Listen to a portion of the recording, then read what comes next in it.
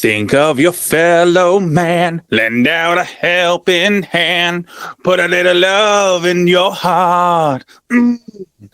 You see it's getting late, oh please don't hesitate, put a little love in your heart, because the world will be a better place for you and me, because we're talking about fucking Scrooged this week on Nothing Good.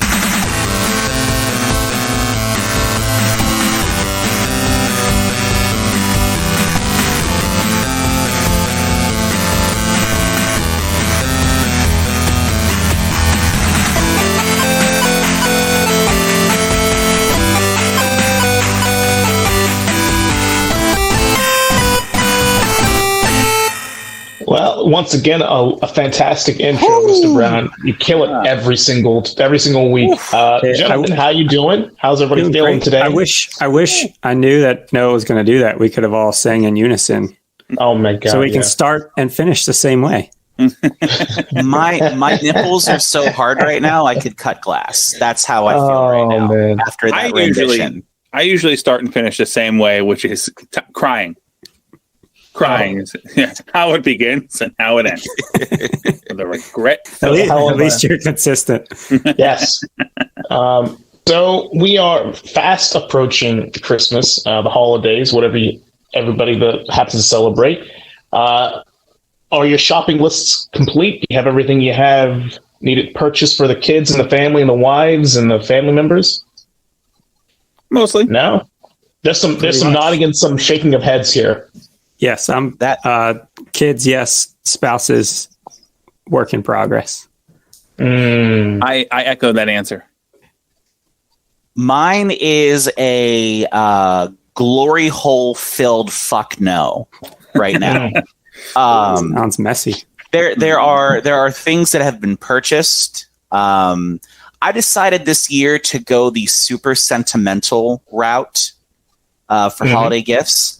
And things have not quite worked out as planned. The timing of certain things is not working out as planned. And these ideas are not going to possibly come to fruition by the time Santa Claus comes down that chimney here on the night of December 24th. So we've got backup plans, and we're just seeing... We're in the stage right now where do we have to, break open glass and go with the backup plan, or can we still go with the here? So it has been a shit show of Christmas cheer at this point. My Christmas cheer, gentlemen, has come from the reviewing of Scrooge, which I would definitely have to say is definitely been helping with the Christmas cheer, having an opportunity to talk about these movies with everybody. Excellent. Well, glad to hear that our work is helping you feel a little better. Speaking, actually, of the show helping people feel better, I've been getting some feedback recently. Actually, just yesterday, one of our listeners works overnight, and he's been telling me that listening to our shows and getting him through the late night shift. And nice. It's really nice to know that we don't suck that bad, that we're actually entertaining people enough to come back for another episode or two. Well, that's a good you guys feeling, appreciate that. Yeah, that's awesome. Yeah, for sure. Allow me to tell this midnight listener, which I think that should be their new nickname, the midnight listener, that you have my full, not only permission, but expectation and nay, instruction to, when the nights are long and the wind is cold and there's not a movement in your work, that you have my permission to go to the bathroom and squeeze one out, both front and back at the same time, to make the night a little bit softer, a little bit more palatable. I was hoping that was the movement you were going towards. I really was. Both directions, Is that get yourself now? I don't know what they call this. We should come up with a term. I'm right now going to go ahead and spitball and call it a Peruvian surprise. That right when you clench your cheeks and hold it in on the back end, then stroke yourself up until you're right there, and just as you're about to sneeze, so that everything comes out of you in every possible way. Fuck. Just So, spitballing midnight though. Yeah. He clearly hasn't thought about this at all before. No. Just spitballing. Yeah. Off the cuff. I was thinking as you were saying that, Noah, about, when you're standing at the urinal and you're peeing and a sneeze is coming and you're trying to think to yourself, do I have what it takes to keep this contained while the sneeze is coming at the same time? And then you fucking took it in a whole other level. You amped that shit up to 11. Terry Funk once asked Dusty Rhodes, what would happen if you sneezed, came, and fart at the same time? And Dusty Rhodes didn't have an answer. But we have an answer.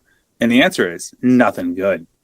Nothing good at all. I almost thought the answer was Ric Flair. but that depends on the year. That is the definition of styling and profiling. It absolutely is, man.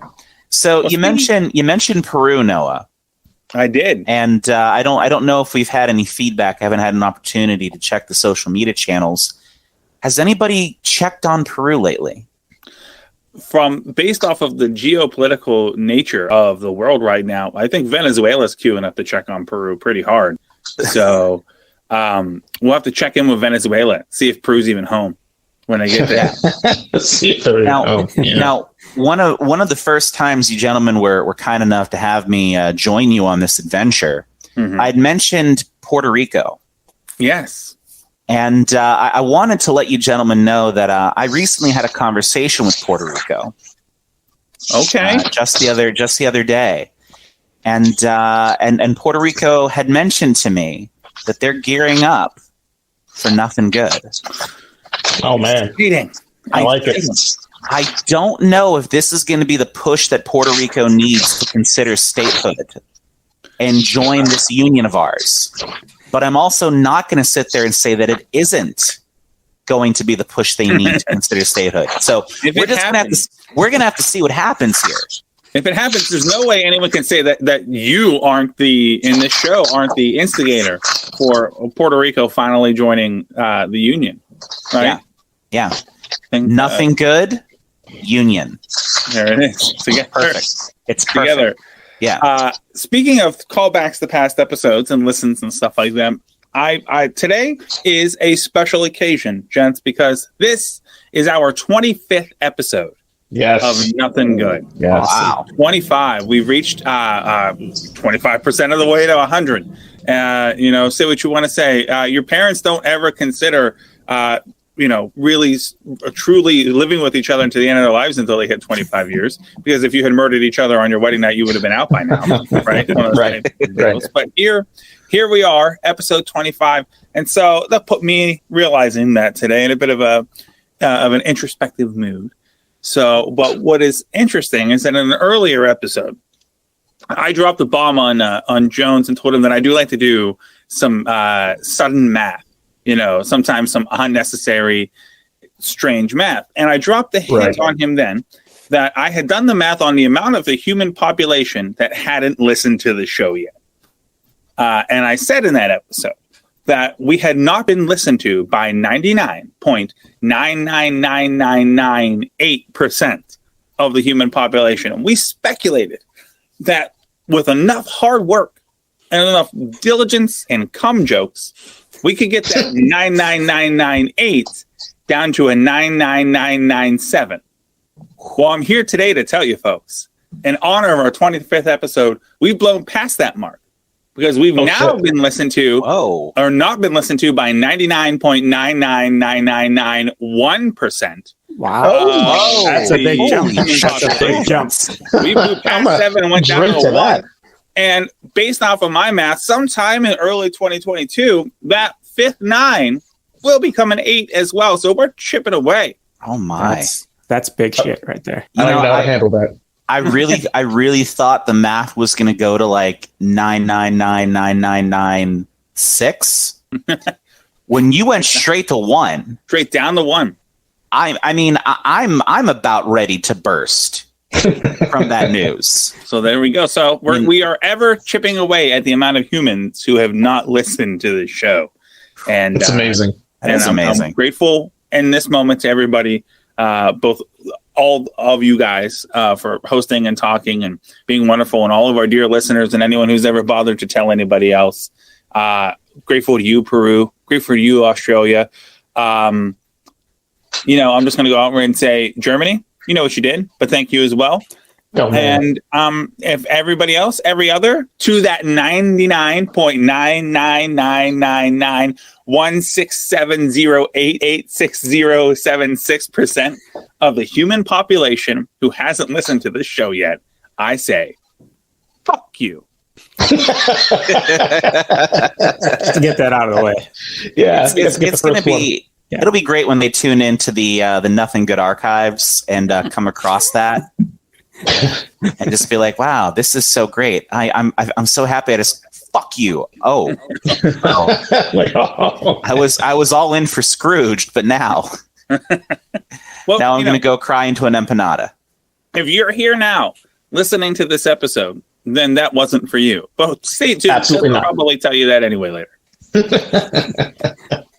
And just think, Noah, if you counted the 2 or 3 people who had this podcast on in a car and had their significant other in the passenger seat, that's a probably 2-for-1 special. It skews the numbers a little bit. Yeah. I mean, that's right. I cannot verify the circumstance in which people listen to this show. They could be playing this at Guantanamo Bay, right? And so this could be a whole bunch of people listening to just one stream, But I don't know. And the statistics for countries, based on the statistics that we've mentioned before, is that there's countries like on our listeners that just got Journey. Who knows? In 25 years, they may actually get to the first couple of episodes, and we could start all of this again. So to the people in the future who are discovering this after we're all dead, fuck you. Could you imagine? Could you imagine finding out like 15 years or 20 years down the road from somebody that was working in the military that they go, "Oh wait, you're Noah Brown?" Like, what do you mean? It's like, fuck, dude. We actually used to play you at Guantanamo Bay with torch over the PA system to keep the inmates from sleeping. Oh my God! After if I hadn't been married, I would say that would surprise me. Like after listening to the podcast, like they never wanted to come again. It was just too much come for them, and they're like, no more. And they all volunteer for chemical castration. Could you imagine that dinner that you're having when that conversation comes up and how that would make you feel? I don't think I've ever heard of chemical castration ever in my life. I didn't. Not in casual conversation, at least. Yeah. What is chemical castration, if I may ask? If I understand it correctly, please understand it. There's only so much research one really wants to do. Listen. You don't just drop chemical castration and not expect someone to ask you about it. You got to be prepared for what you dish out. I'm starting to feel right now like I thought more people knew about chemical castration. Now maybe wasn't part of the conversation here. The way you're talking about it, Mac, it's almost like it's a band. It's like, oh my God, the new chemical castration CD is so good. Oh, you haven't heard? Yeah, they're opening for My Chemical Romance on their summer tour. I bet they are. My Chemical Romance and Succulent Peru are the undercard. Good God. Well, listen, if there's any audience members out there who has any idea what chemical castration is, please, keep that shit to yourself. Whether it's on Twitter or YouTube or a Twitter comment or Facebook, whatever, let us know what chemical castration is in great detail, because we're all curious. In great detail. That'd be great if that's the social media post that gets the heat that gets our social media really going. That's what gets us from a 9 to an 8. The 9 to an 8. That's right. Castration with photos. I think it's chemical castration. I think is I want to say it's a combination of things that you take that basically would prevent you from being able to have kids anymore. So man, my brain was in a whole other direction. No, they're not dropping vats of acid on your crotch. 100% acidic based. Yeah, I thought it had something to do with the same way the Joker became the Joker. Yeah, it's the vat of acid. You know what? That first of all, tune in next week as we at Nothing Good talk about the Geneva Conventions.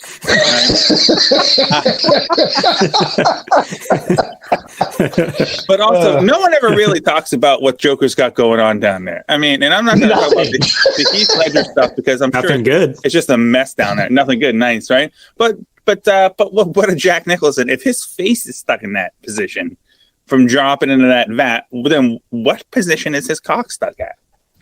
Well, I always imagined that it was like two fuzzy Nerf balls with like a Nerf dart. Like, I feel like that's kind of like the way that it went after he got out of the acid. It was just transformative. Yeah, pretty much. Yeah, with the suction cup at the end, so he could do fun tricks with it at parties. A little flag with the word "bang" comes out of the end of it. Yeah. Wow. That went a different direction. Yes. Yeah. Well, that's a good way to spread Christmas cheer. Chemical castration, Joker's horribly mutilated penis, and the Geneva Convention. The Geneva Convention. Yeah. We should do something awful like the Nuremberg trials, one just to keep people grounded. Because right now, as it is, Children of Men is the most serious thing we've ever talked about. Right? Yeah. No. I'd say Linkin Park was the most serious subject, really. But as far as movies go, Children of Men for sure. Yeah, it's between those two. I can segue between the Joker's penis and this movie. Go for it. More Let me set you up. Joker's mutilated penis. So I didn't know this until I was doing research, and I feel like you guys being bigger fans of this movie than I probably already knew this, but Bill Murray had gone off for the part for the Joker in that Batman movie that Jack Nicholson ended up taking, which I could not imagine Bill Murray ever being the Joker under any circumstances ever. Yeah, I love me some Bill Murray, but I can't see him in a role like that. No, not at that point in his career. No. Right? Mm-mm. But he did he had taken a hiatus after Ghostbusters before agreeing to do this movie. This is his first starring role. Yeah.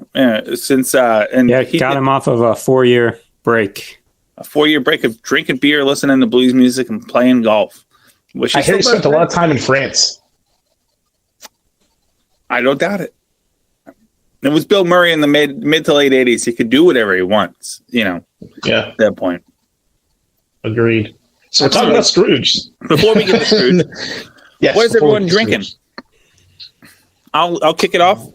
As I was telling Mac before we started recording today, I was going to yet again drink some of the Labatt Blue that I bought in bulk for Thanksgiving that no one drank, but I found a pumpkin ale in the back of my beer fridge, so I'm enjoying that. Jeff, what are you drinking? Jeff, go ahead.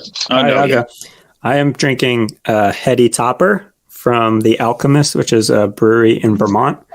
For the uninitiated, Heady Topper is considered one of the holy grail beers in the IPA scene. You can't buy it anywhere except for from The Alchemist.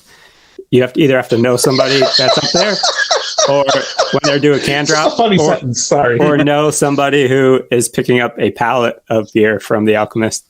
And I know a guy, so I got some. That is a very tabletop RPG thing. You can't buy it anyway. You can't just buy this beer. You have to get it from The Alchemist. Yeah, he's near the cave where the dragon lives. He's in the northern hills of He's Vermont. wearing a cloak. He's in the back corner. Oh man, that's pretty cool. I'm just drinking my usual New York whiskey currently. Very nice. Just a little whiskey. Exciting. Did you get it from The Alchemist? I got it from Mr. Brown. Sage. Mac, fill us in. I'm continuing my journey through the Breckenridge Brewery collection, and I'm drinking a Hop Peak IPA today. And, Jeff, my affinity for IPAs, so... You hate IPAs. Yeah, you can definitely tell I'm going through the collection here. You're forcing it down. Just to make sure that I got it going here. It's like, well, I can't go through 4 of them and not have the 5th one. Right. So yeah, that's where I am here today. So that was the next one up in the old, I don't even know what you call it. Jones knows about it. It's as we live together, I just have this thing that you have in the fridge. It's just kind of like a can koozie kind of a thing.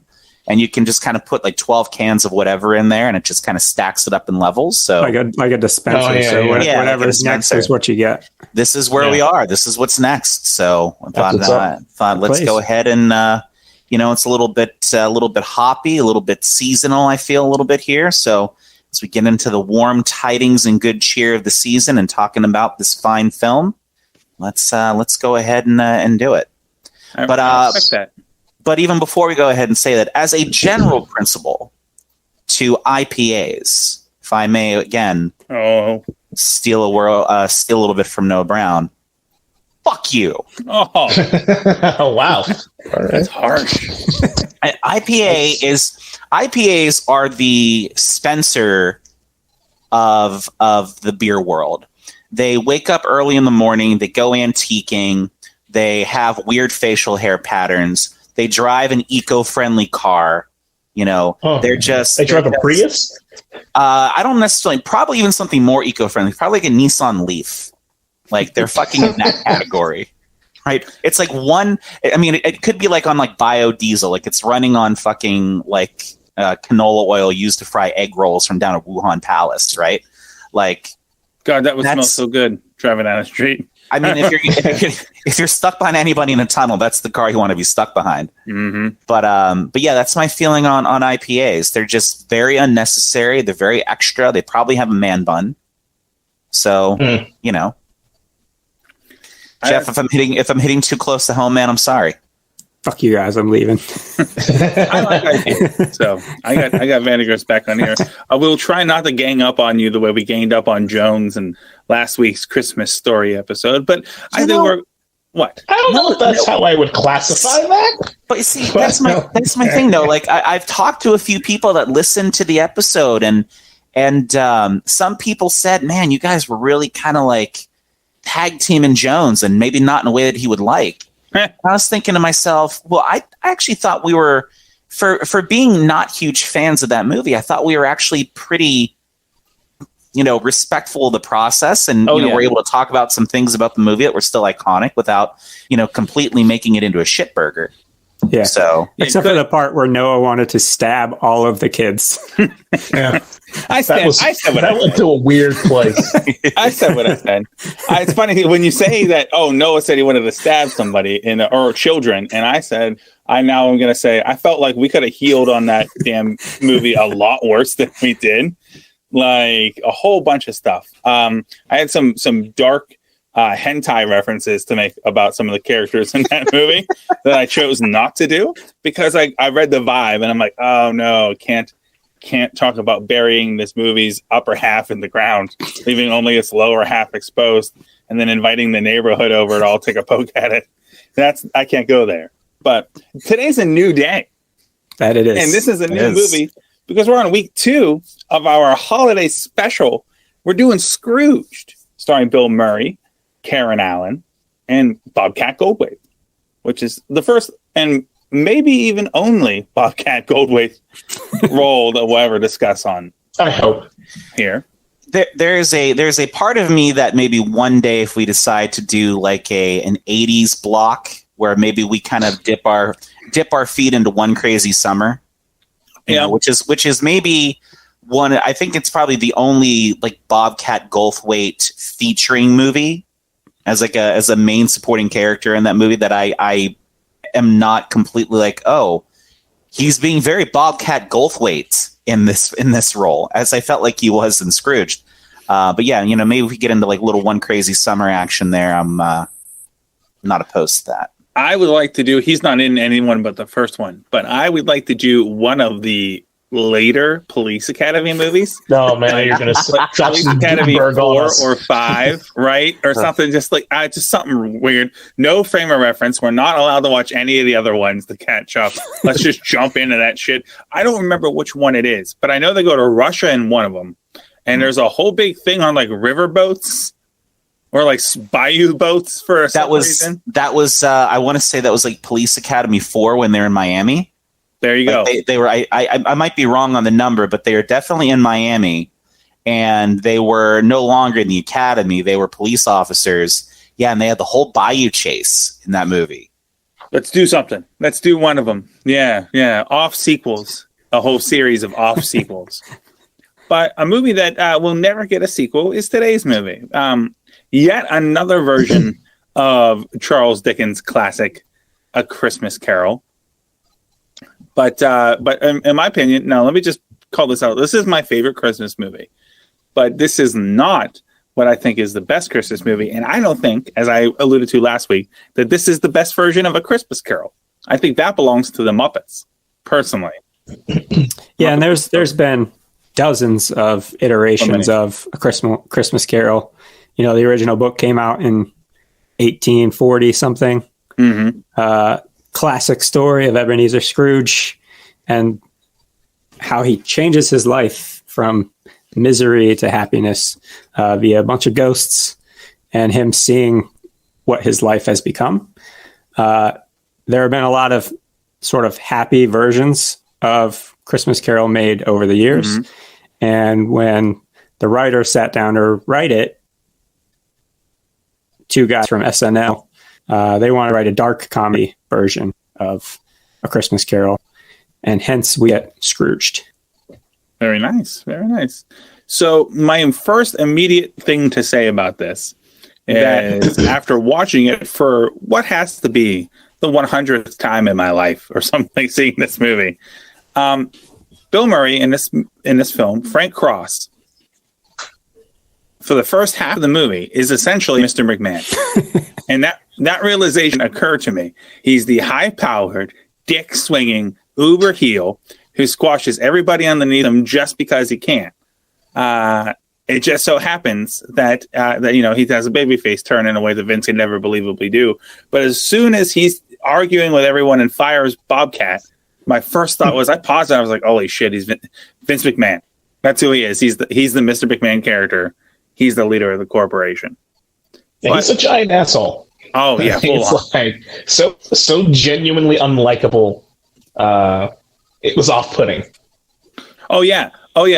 Not knowing that your closest person in your life, that their husband died years ago.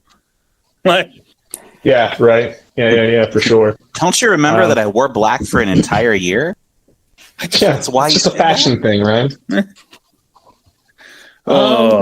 I think like this movie is one of those, yet again, another movie that as growing up I watched a lot and then just stopped because just wasn't my cup of tea, just not something I went out of my way to watch all the time. But watching it now for the first time, and I assume it's been at least 6-7 years easily since I watched it last, and watching it strictly for the purposes of talking about it on some level outside of, oh yeah, it's this and it's that. I can tell you, I took way less notes than I've ever taken for any subject because I was so kind of annoyed by the main character for way longer than I should have been. Like, it was irritating me how unlikable he was the entire time. And I have opinions on the end of this movie on his motivations, but we're going to get to that. The movie's fun.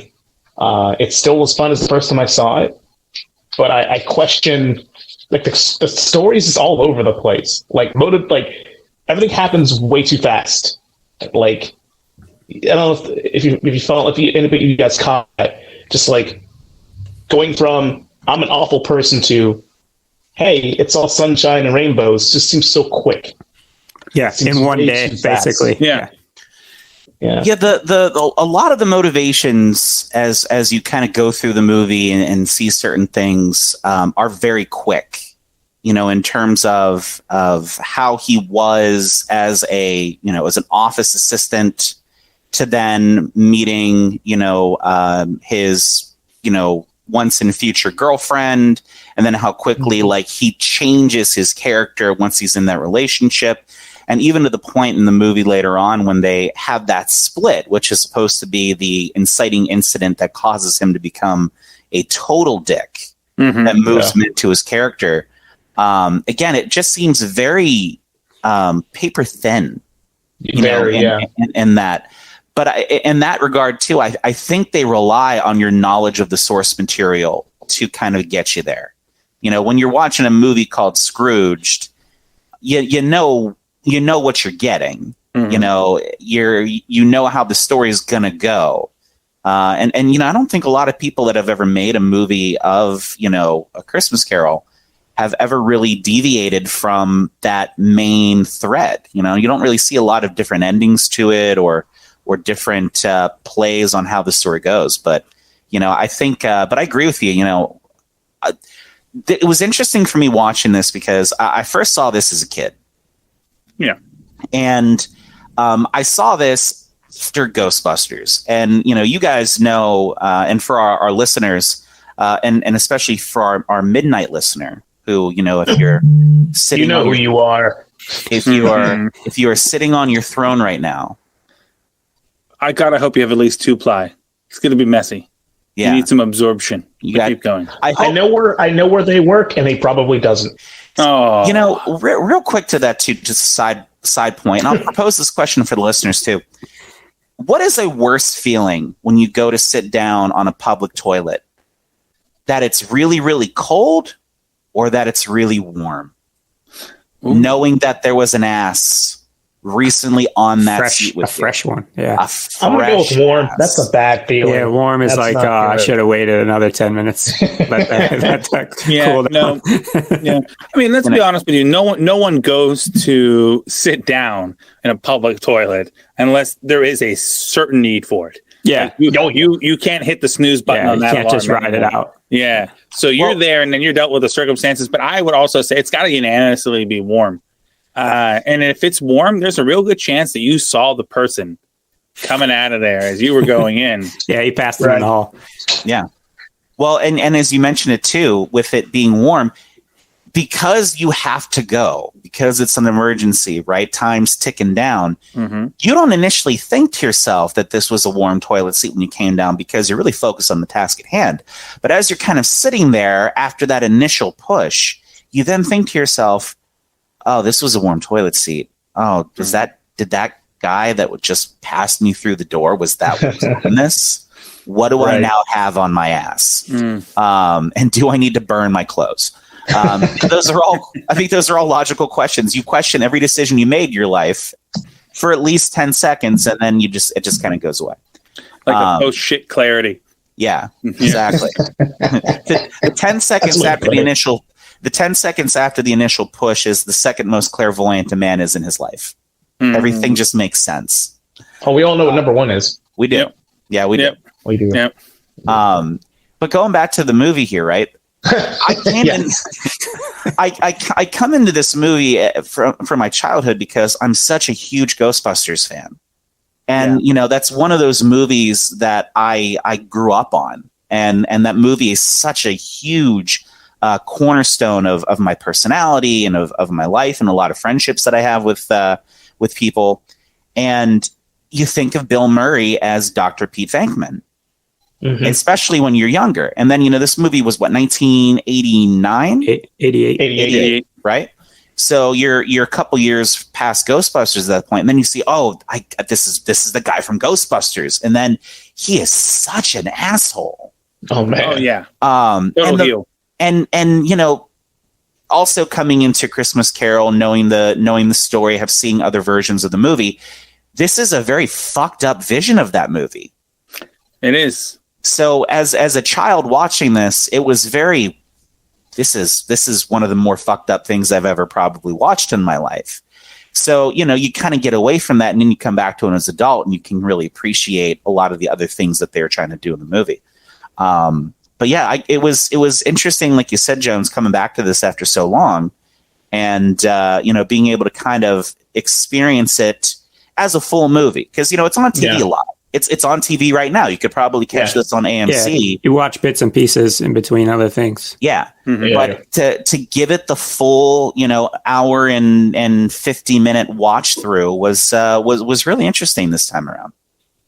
Agreed. Yeah, and for me, so I didn't really like this movie as a kid, so I didn't watch it through my teenage and my young adult years. I think this was the first time I watched it in probably 15 or 20 years. That's awesome. And I had to watch it twice because the first time I was like, I wasn't really fully processing like what I watched, because Like, yes, it's a cult favorite. It's on a number of, top 10 Christmas movie lists, but it's also one of those movies where it's very divisive in terms of people like it or people don't like it. There's really no in between.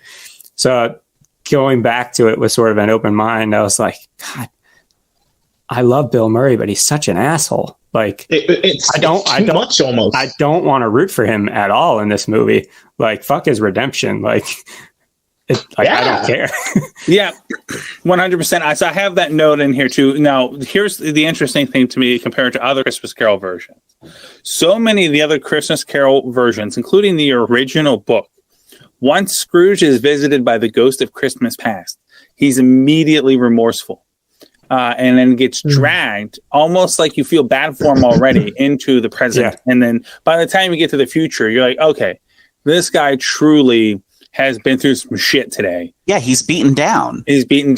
But in this, and I think it's part of the reason why I made the McMahon thing, in every possible turn until Ghost of Christmas Future, he still acts like a fucking heel. Yeah. Total dickhead out of defiance. Yeah, so, he's like, it's not me, it's you. Mm-hmm. Yeah, every time. Yeah, he catches himself being a decent person for a few seconds, and then he immediately turns into a shitbag. And I think that's what another positive to this movie in a different way is that more than any other movie in the Christmas Carol lexicon, you follow Scrooge, you feel bad for Cratchit and Tiny Tim, and everyone else you could really fucking care about. There isn't anybody else. Yeah, but this movie makes you feel bad for all the people that he interacts with, Grace and Karen Allen in this, and Bobcat and his brother and everybody, his poor mother, right, in that instance. So everybody that you see, it actually makes you feel worse for them that they've had to deal with him. So I think that's where one of the redemption isn't really to see Bill Murray get his at the end of the movie and to be happy. You're just like, oh, he's not going to hurt Bobcat anymore. Or Karen Allen can finally... He's not going to be abusive anymore. Another predator off the streets. Well, you go for it, Mac. Well, and I don't want to jump too far ahead here, but, it's definitely something I'll come back to. But it's that even the point when he finally realizes that he needs to change, that redeeming moment, as I kind of think about it now, as you guys are talking about it, it's a very narcissistic impulse that he has. Yes. And I don't want to talk about that right now. I want to circle back to that because I don't want to jump to that part of the movie too much. But I think what's really interesting about Scrooged is that Bill Murray does another movie a couple of years after he does Scrooged that has a very similar premise in which he is a character that does not have a lot of redeeming qualities, is very self-centered, that has to go through an extraordinarily life-changing event to become a decent person. And we know that movie to be Groundhog Day. It's a very similar tone that the movies have, but you care a lot more about Bill Murray's character in Groundhog Day than you do in Scrooged. And I think that has something to do also with the choices he made as playing that character. In some of the research I did just off the top here, he didn't really want to do that movie. No. He was very much in him and Dick Donner is really a seminal director in pop culture, especially 80s pop culture. Yeah. Yeah. And for you to not get along with Dick Donner in making a movie, you think Bill Murray, Richard Donner, we got something here. And I think you can feel that in the performance, that there's a part of Bill Murray that's not just performing his character as being a dick, that he was legitimately actually a dick during the filming process. Yeah, that was the vibe I got. I mean, if you look at the movies that Donner had done going into this, you had Superman, you had Goonies, and he brought talent to that role of director, and the Lethal Weapon movies that came after. But you could tell they were sort of at odds. And even though he was being a dick, and yes, part of that was in the script, and Bill Murray is notorious in most of his roles for ad-libbing the majority of it. which is frustrating to the director, to the crew, to the people you're acting against, because you can't keep in line with what you're doing. I think that caused additional friction on the set. And, all these years later, I don't think anybody involved with the film was happy with the film. I don't get that vibe at all. I agree. No, yeah, and it's interesting because and it works. Here's the thing about the movie, and I think we can all agree on this, is that if there was no real babyface turn for Bill Murray, and he just stays a dick through the whole thing, who gets some sort of karma comeuppance, then it would work because he's a dick. Everyone in the movie treats him like he's a dick, and they move along from it, right? And I think it's when I was a kid, I loved Bill Murray, didn't understand that he was mean, right, too much, but I always wanted to know why the fuck Carol Kane beats the shit out of him so bad.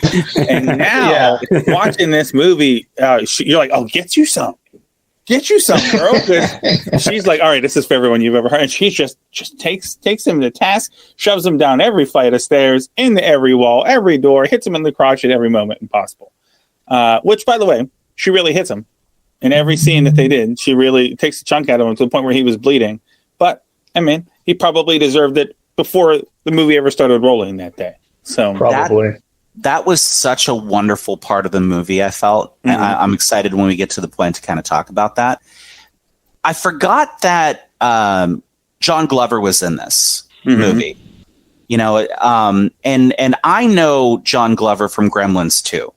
And the character that he played in that to me is the role I know him for the most. Yeah. And he is so much of a dick in Gremlins 2.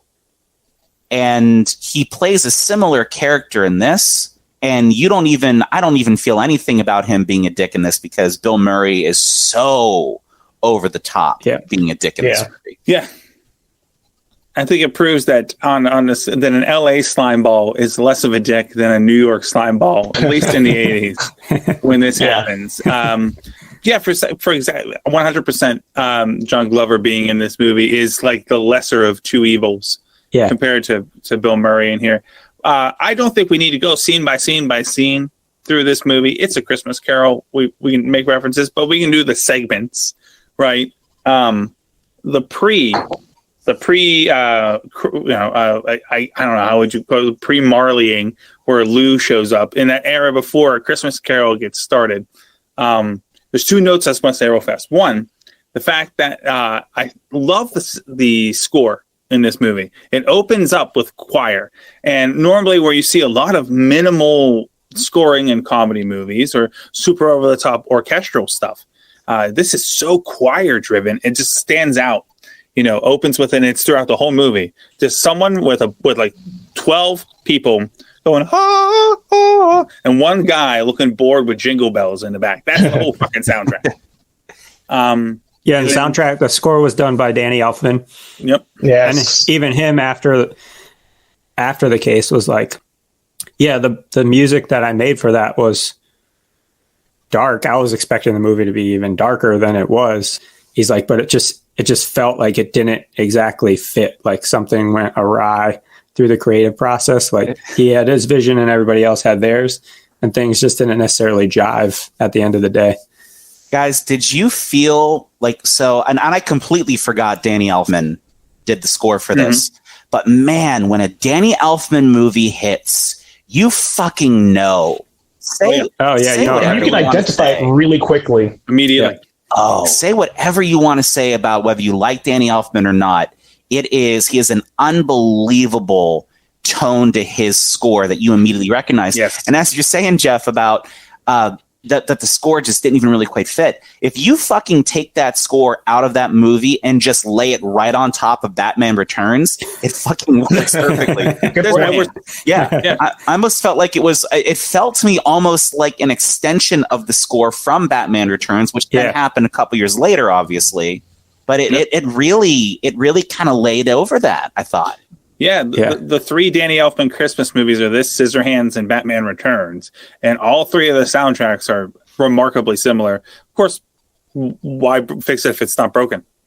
Right. In that instance. The other thing I want to get you guys on the feedback is this to me has to be one of the most unique opening sequences in Christmas history. Lee Majors.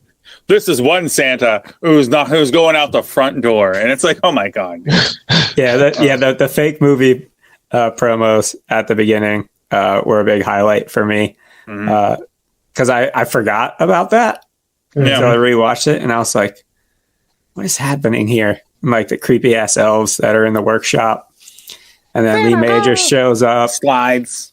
Hey, fun fact: he's using the his Gatling gun was the one Jesse Ventura used in Predator. That's pretty cool. Yeah, they reused the prop for it. And then we have Father Loves Beaver and Robert Goulet's Cajun Christmas. Goulet with the gator chasing him. I'm like, this is absurd and like out of left field. So good. I hope somewhere Simon Pond-Grants and Mike Viola are listening to this podcast, so I can just go, gentlemen, Goulet, hello, Goulet. Oh, no, I love it. That you'll love it. And then they all turn to Bill Murray, and Bill Murray's like, show me the Scrooge promo. Acid rain. Like, it's like, my God. Oh, there you go. There's the heel. Then he does the mouthing. Oh, yeah. As they were describing the world in that little promo, I kept thinking, it's like 2021. Highway violence. Yeah, like are they looking into the future? It's kind of where we are. Like, oh my god, this is happening outside my house right now. The only other thing I want to say about that opening scene is this is where you first get the Richard Donner casting decisions start to sprinkle in, because Frank Cross's assistant, the only other person who supports, not Grace, the only other office worker who likes his promo. The blonde, the blonde, she's the therapist in the Lethal Weapon movies. So we first get our first Lethal Weapon. Now, the only thing I would do, if I could re-edit this movie, is keep it exactly the same. But when you see anybody from Lethal Weapon show up, you just have a sexy saxophone start playing. You're like, oh, there it is. Okay, cool. Yeah, I wrote one real note about this beginning part, and I will read it. I have and always will judge Bill Murray's hairline. Ooh, okay, yeah. That's fair. But when I was a kid, it was unsettling looking, and it still is to me. It's as young as he was, it's a strange ass hairline. Just saying. Yeah, and then when you see inside his mouth and you see all of his back teeth, they're like black and jacked up. You're like, you have a lot of money. You got paid more money than the entire cast and crew combined on this movie alone. Like, fix your fucking teeth. Hey, you gotta admire somebody who just, wants to make sure the 70s never leave him. That's true. I never noticed it before until I watched it this time, is that if there is a lick of makeup on Bill Murray in this movie, I'm extremely surprised, because like they would never let a leading man in a movie have every scar, every mark, every possible wrinkle. Like he's supposed to be like younger than us in this role in this movie, and he don't look like it. He does not look like it. So it's just kind of I wish I could pay attention enough at the end of the movie to see if they put makeup on him to make him look more, more baby face than he was in the movie. But he was just like, when they show that first close up, it's just like there's just like everything is exposed there, Bill. It's like, damn, somebody get some mascara on you or something. I don't know, cover it up. Some rouge. So we established Scrooge is a piece of shit. We established that pretty quickly right away. And we kind of move along. What was Bobcat's character's name? Louis? Was it Louis? No, was it Louis? Elliot Loudermilk. Elliot Loudermilk. Yep. That's a hell of a name, isn't it? He's the only person who has like the lack of sense to actually say like what he thinks to Cross, which I think is actually immediately made me like him even more. You feel for him as he's going through his downward spiral through the rest of the movie. Mm-hmm. For sure. And it was when I realized upon when he later in the movie, when he gets the blood taken out, I realized that there is not one character in this entire movie, minus the ghosts, that are referred to by their original Christmas Carol name. Frank Cross is Ebenezer Scrooge. Elliot Loudermilk is Bob Cratchit. And there's a lot of other, random characters that don't. There is Grace has tiny. I guess Grace is Bob Cratchit in this. So who's Elliot? Original character in it, right? Yeah. So there's nobody that is that character. So I guess it is really kind of a true keeping the bones of it. But then they just decided, fuck it, let's just make him a dick. But speaking of dicks. That's when we get our new version of Jacob Marley is Lou. His old boss shows up one night. And first of all, my second favorite line in the whole movie shows up in this scene where he's like, do whatever you want to me, Frank, but just try not to hurt the Bacardi, which is a nice touch. But in this scene, Bill Murray drinks a highball in the movie. And I started to unpack about myself is that every year I drink a highball when I watch this movie. And it just occurred to me that that's the reason why. Like, that's cool. Jack and ginger, right? With a little bit of a fruit in there. And it's like, oh, there's the highball right there. So that's the other thing. Thank you, Bill Murray. Thank you, Bill Murray, for years of alcoholism past. But I remember being a kid. Go ahead, Dave. No, go ahead, Herb. Yeah, go ahead. I remember being a kid, and Louis, his eyes freaked me out as a little kid, man. And I did not like that scene when I was little for a while until I got a little older and didn't bother me as much. But it takes the glasses off, and it's just like the mummified eyes. And just sitting there the other night watching, going, it doesn't scare me anymore, but it's still unsettling looking. I think overall they did an awesome job of the prosthetics and the makeup in this film. They were nominated for an Oscar for it. Lost to Beetlejuice. But that's fair. Nothing wrong. Yeah. That's a fair loss. I'll take that. You take that. But my favorite thing about this scene, and maybe it's my immaturity, was just the gag of his drink leaking through his bullet holes. Perfect. You and I was like, I don't remember him shooting him that many times.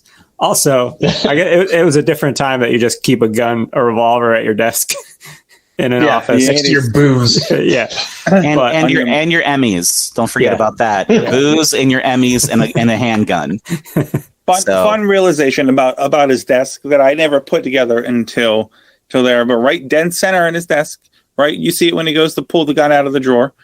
There's a nice little mirror finish right on top of part of his desk. Once again, showing that cocaine gonna cocaine for high-powered people in the 80s. I really enjoyed how the gun was on top of the script for Scrooged.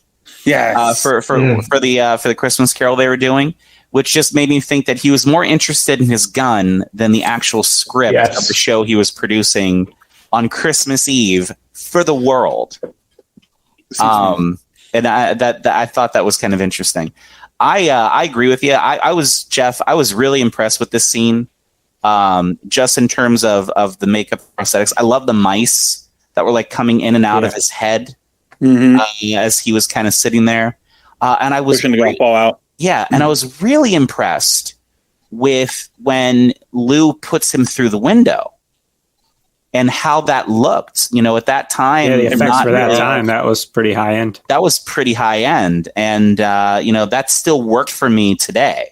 Like, it's like, oh man, that was pretty fucking cool how they did that. So, it felt more real than maybe we would get today in a Matrix type go through the window kind of a move, right? Mm-hmm. So, you're talking about one of your favorite lines here, and Noah about just take it easy on the Bacardi, right? Mm-hmm. I love when Lou is talking about how he was a captain of industry and he was adored and loved by women, feared by men, adored by women, and Frank just comes back with adored. Come on, let's be honest, Lou, you paid for the women. Yeah, paid for the women. I fucking love that. That was such a great slime ball, just kind of jab at his. Yeah. So good. But and the most interesting thing that I for the 1,000 times that I've seen this movie, and I know I said 100, now it's 1,000, and it'll be 1,000,000 next time I say it. That it never put to me in there that I know it automatically dials Claire's number there, right? But like when you're trying to think about kayfabe, how off the wall that's got to be, in that instance for the character. And there's your first, and really the anchor of the whole thing is that as big of a piece of shit as Frank Cross is in this movie, the one thing that even temporarily snaps him out of it is Claire throughout the whole thing. It's the only thing. And he realizes that once he hears her voice, he's laying there taking it all in, and then he hears her voice on the voicemail and he pops up like he just like fucking like he like made of pure energy until he starts to catch himself. And that happens all the way into the end of the movie until he finally doesn't catch himself. I thought that was an interesting touch. But the movie really starts to move fast from here because he tells him we're going to meet the first ghost. 12 o'clock. Yep. And he goes out to dinner with, of all the fucking people in this movie, Robert Meacham is in this goddamn movie. So annoying. So not likable. No, he's terrible. Programming for cats. I always thought Scrooge needed a dormouse. Right? Like kind of an asshole thing. There's going to be a theme in this thing. I think one of everybody's grandparents here had a thing for Robert Meacham when he was in his prime. You ever see like the pictures of like the original Nature Boy Buddy Rogers or Brutus San Martino, which they look like a fucking chest with like a little head and like legs and arms attached to him. That's what Robert Meacham looked like back in the day. And so I completely, every time of all the things I remember about this movie, that he's in this fucking movie and he's the shit for brains boss, always catches me off guard. And then the baked Alaska joke. It's always good. Yeah. So Frank starts to become unraveled. He starts seeing stuff. He sees the eyeball in his glass. He sees the waiter on fire. He bolts out of the restaurant. He falls through the door. That was unscripted. He actually fell. Going out. Made it way funnier when I read that. And then he hops in a cab and he meets Buster Poindexter. Of all people. I was like, where does this guy look so familiar? And I went back and I was like, oh, that's fucking Buster Poindexter. See, all those years I thought their scene together was really good and really casual. And I thought, wow, here's Buster Poindexter, and he's really doing it for not really having any other real roles in anything he's ever done. Come to think of it, doing a research, that they were friends. Yeah, so he wasn't supposed to be in the movie. It was supposed to be Sam Kinison, who was lined up to have that role, and he lost it because Bill Murray called Buster in and gave it to him. And then on top of that, I guess Sam Kinison was feuding with Bobcat Goldthwait, and then he got even more pissed when he found out that he got a semi-leading role in the film. So he just MF'd everybody slightly associated with Scrooged. Oh, Sam That'll do it. So we're now looking at little Frankie as a little kid in a heartstring moment, which I remember as a kid thinking, feeling sadly for him as a kid, like that whole scene, like, because when you're a kid, you look at the kid like, oh, that kid's like me, you think of your parents and mom walking off and going out, is she going to come back, that whole thing. But man, those motherfuckers are just smoking in there. Oh, yeah. Like, without a care in the goddamn time. Mom was pregnant. Yeah, smoking like a chimney. With Frank's younger brother there. And, there's nothing that says we're going to go ahead and make an ignorant family just a little bit more ignorant. Quite like we're just going to smoke in the house now, too. Smoke in the house while pregnant. And then clearly I'm going to go out drinking and possibly get me some Christmas Eve action at the bar. Yeah. Oh, yeah. Yeah. And, Dad comes in and hands his kid a package of meat. Veal. Just veal. Right. And there is as somebody who really kind of developed their cinematic knowledge in the 90s, like we did, there was a lot of cable guy in that scene. Yeah. That I kind of felt that I never really knew before. And I wouldn't have been surprised if there wasn't some correlation that they used, that Jim Carrey and company used when making that movie, of how that played out in Scrooge, of just that same thing. The innocent child, just the only thing he really had to depend on was television, you know? And that's sad that he's like, oh yeah, you know, must have got here at a time when my dad hadn't got a chance to put the lights up yet. And he's like, it's Christmas Eve, Frank, you know? Just that well, you know, Christmas wasn't really a thing there. So one of the notes I have about it is that in addition to like almost entirely original characters in the entire thing, minus the ghosts, there is not one mainstream version of Scrooge or Christmas Carol up to this point in time that shows you Scrooge's dad.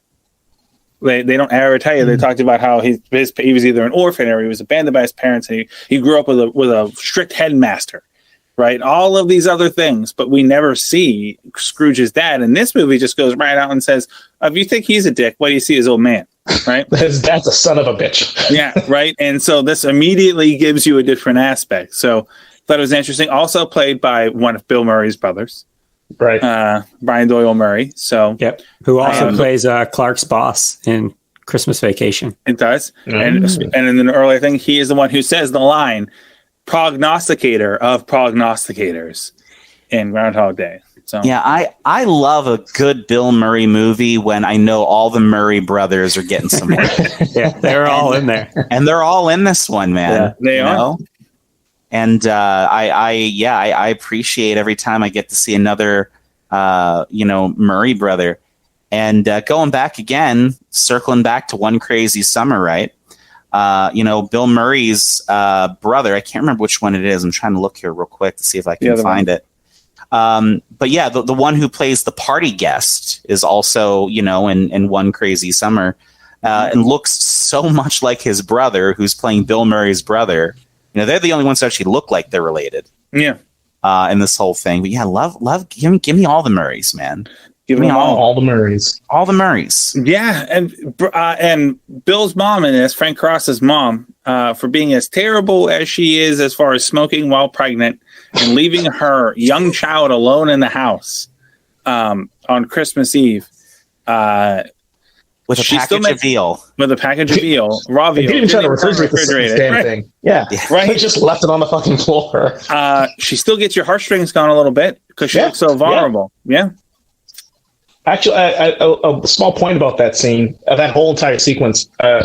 It's funny how these pieces of media affect you over the course of your entire life in ways that you don't necessarily register. Now, I hadn't seen the movie in several years, but I always remembered the line Niagara Falls. Niagara Falls, Frankie. Angel. And there's a little group of friends that I have. That's a thing we always say to each other when we make reference to something that's going to make you cry. Listen, I'm just telling you, it's Niagara Falls. I'm just telling you right now. And it's literally just this movie that made me. It's just I don't know how to not say that in response. And it's just cool that it's a part of your vernacular. It's just a part of your vocabulary, and it's never not going to be. It's nice. It is nice. Or a throwback to last week's episode with A Christmas Story, fragile. I couldn't say how many times I just say that to people. People say that to me. It's just you may not know anything else about that movie, but you know that one joke. Yeah. Mm-hmm. Fragile. I think it says fragile. It's not even that fucking funny, but it's iconic. No. Italian. Yep. Now, in the next scene, we see him as a young man at the company Christmas party where we see Lou. Now, the only thing I want to mention about this scene is for anyone who's a fan of the TV show Perfect Strangers, you'll recognize that the office bimbo is played by Mary Ann. Flat out recognize Mary Ann's ass in that movie right away. But most importantly, I'd like to go on a tangent for a second because this is the scene where we meet Karen Allen as Claire. And it's at this point where I feel the need to tell you what my wife already knows, is that for the entirety of my life, since I was a very little boy, I have had a full-on major crush on Karen Allen. In this movie, as Marion and Indiana Jones, her in Animal House, even Starman, I would fucking do anything for Karen Allen in this or any movie. I don't care. I would die for her. And then later in the movie, when I said the only truly awful thing that Frank Cross does he can't come back from in my eyes is when he turns down being with Karen Allen to play a dog. And in which case, I just want to say out loud that there is no amount of anybody, including dogs, that I wouldn't do terrible things to be with Karen Allen for just 15 minutes in a Waffle House bathroom, just at any point in time. You know, Noah, you and I have a very interesting perspective on what Bill Murray is going through playing that dog, as we have both been mascots and have been in those suits. And there is nothing about being in those suits that ever makes you want to go back in those suits. Nope. Well, unless for me and Jones, there's nothing that makes us want to get in those suits in the first place. Pretty much. True. Sounds terrible. You guys are much smarter about it than we were. Fucking broken fan all the time and everything. The battery's falling out, hitting you in the head, just knocking you unconscious, having a little stream of blood going down while you're shaking kids' hands at a 4th of July. So good. Yeah, right. At a 4th of July picnic. Like so brutal. He's just sitting there just sweating, and I'm just like, I know, Bill. I know. Yeah. There's no amount of Febreze that gets that thing to not smell like man in there. But also the other thing that always bothered me is the way that 3 different characters in this movie say Chinese food, not Chinese food, not Chinese food. Chinese food, like the accent. I noticed it once. Yeah. Marianne says it. Bill Murray says it. Karen Allen says it. Anyone who says the phrase Chinese food says it like that. It fucking stuck with me. Like, why did you? For all the wrong reasons. And no one emphasized the knees in Chinese food, right? Like that's the pivot point on the word. Anyway. Well, that whole scene with the office party, and I made it a point to write that down, is like the level of debauchery in this office right now is like a PR. It's like a human resources worst nightmare. For sure, it's a PR nightmare. Yeah, it's like what 1968 it's supposed to be. So I'm like, I mean, they still don't get a pass for that. Fuck that. It's like nothing good is happening here. Like, what the fuck am I? What? I just it was so wild to me. But this starts the love affair between Frank and Karen Allen, and what I have come to the conclusion that Miss Allen is a fucking idiot. No offense to your love in life, but she's a fucking moron. If she was that dumb, I might have had a shot. Like, holy shit. He's like, hey, I love you. Let's be together. Awesome. And then she's like, well, I don't want to be with you because you don't want to go to dinner. Okay, that's fine. And he proceeds to come back to her years later, only to become a dick in front of her. Yeah, he runs away. And then she's just like, but come back, Lumpy. Are you what? What? And it's been like almost 30. It's been 15 fucking years. Like, obviously, you've been good all this time. Listen, if she didn't have something broken within her, then she wouldn't only have you can fallen fix it. For that. First of all, yes. Give me the shot. You know what? If I'm going to pull the microphone real close. If my mom has a chance to talk to Robin Chu about his nipples, and there's a chance that he could hear it, I just want to say, Karen Allen, give me a chance. That's all I want to say. Help me out. I'll go back in time. See, here's the thing. If I go back in time to where you're my age, I'm like 5, which means you're okay? But even then, I'll tell you what, 5-year-old me, here for it. Okay? 5-year-old me saw Raiders of the Lost Ark and was like, all right, I'm in for this. You know? So here's a true story. True 100% story about Karen Allen. I can absolutely pinpoint that she, in the movie Raiders of the Lost Ark, is the first person I was ever physically attracted to, because I distinctly remember watching that movie and turning to my father and my mother on the couch and saying, when you see a pretty girl, does your wiener feel weird? Like, that's the first time ever seeing her in that movie. So I could say this now out on the internet. I'm here for it. It's like a lifelong thing. Okay. So at that point, if you get a chance to run for the title, does it matter how old the title is? Right? Who's been holding it for that long? No, you be the champ. Okay.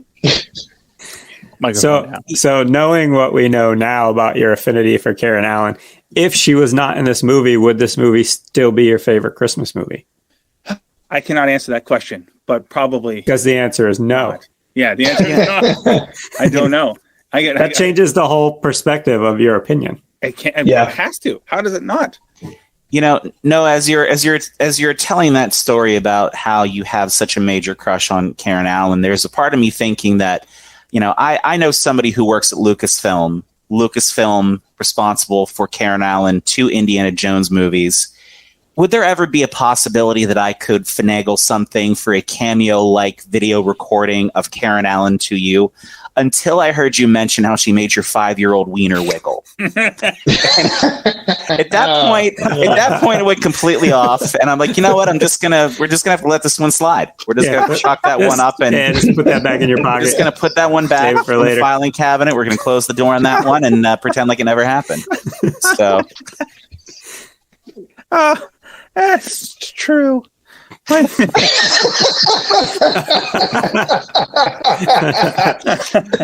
going to say, because I probably will forget to mention it later in the movie, but she's so sweet in this movie, which is great, and she's cute. But when she turns heel in the Christmas future scene, oh god, dude, oh god, ice cold, man, ice cold, ice cold.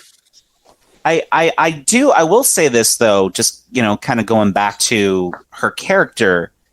It's a nice juxtaposition to how over-the-top shitty Frank is to having her being basically as far on the opposite side of that scale as he is on his side. They really, in that aspect, in terms of their character portrayals, balance out the shittiness with the wholesomeness.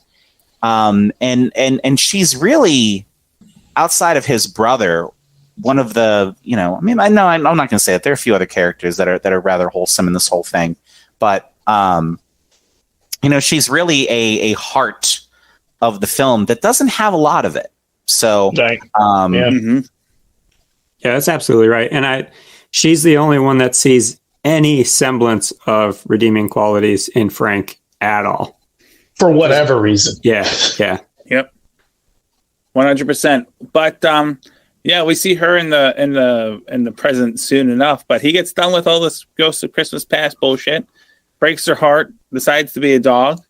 Buster Poindexter drives away, and now we're back before we go to the next part. I want to point out. I feel like you all had to have thought this. There's no way none of you did.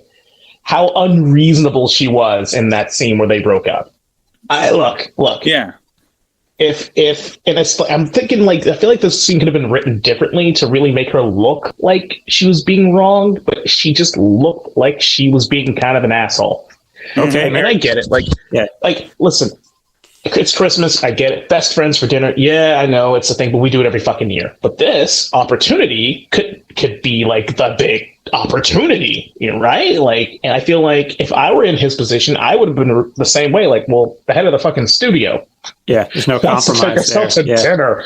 This is an opportunity for me to make a big leap, make more money, live a little better, take nicer vacations, whatever we need to do. And you're like, but Dave, Noah, and Jeff want us over for dinner. Well, they can fucking wait till tomorrow because we're going out for dinner. Any real friends would have been like, "You're here doing what?" When you could have been exactly fuck out of here. The problem was where he immediately starts going back on it is where he starts doing the my needs. And if you could take a minute and consider what I want, you're like, there it is. There's right. Anakin asking, "Oh no, what have I done?" And he's all I wanted was Bill Murray to put the head back on, turn, and then see a bunch of younglings standing there.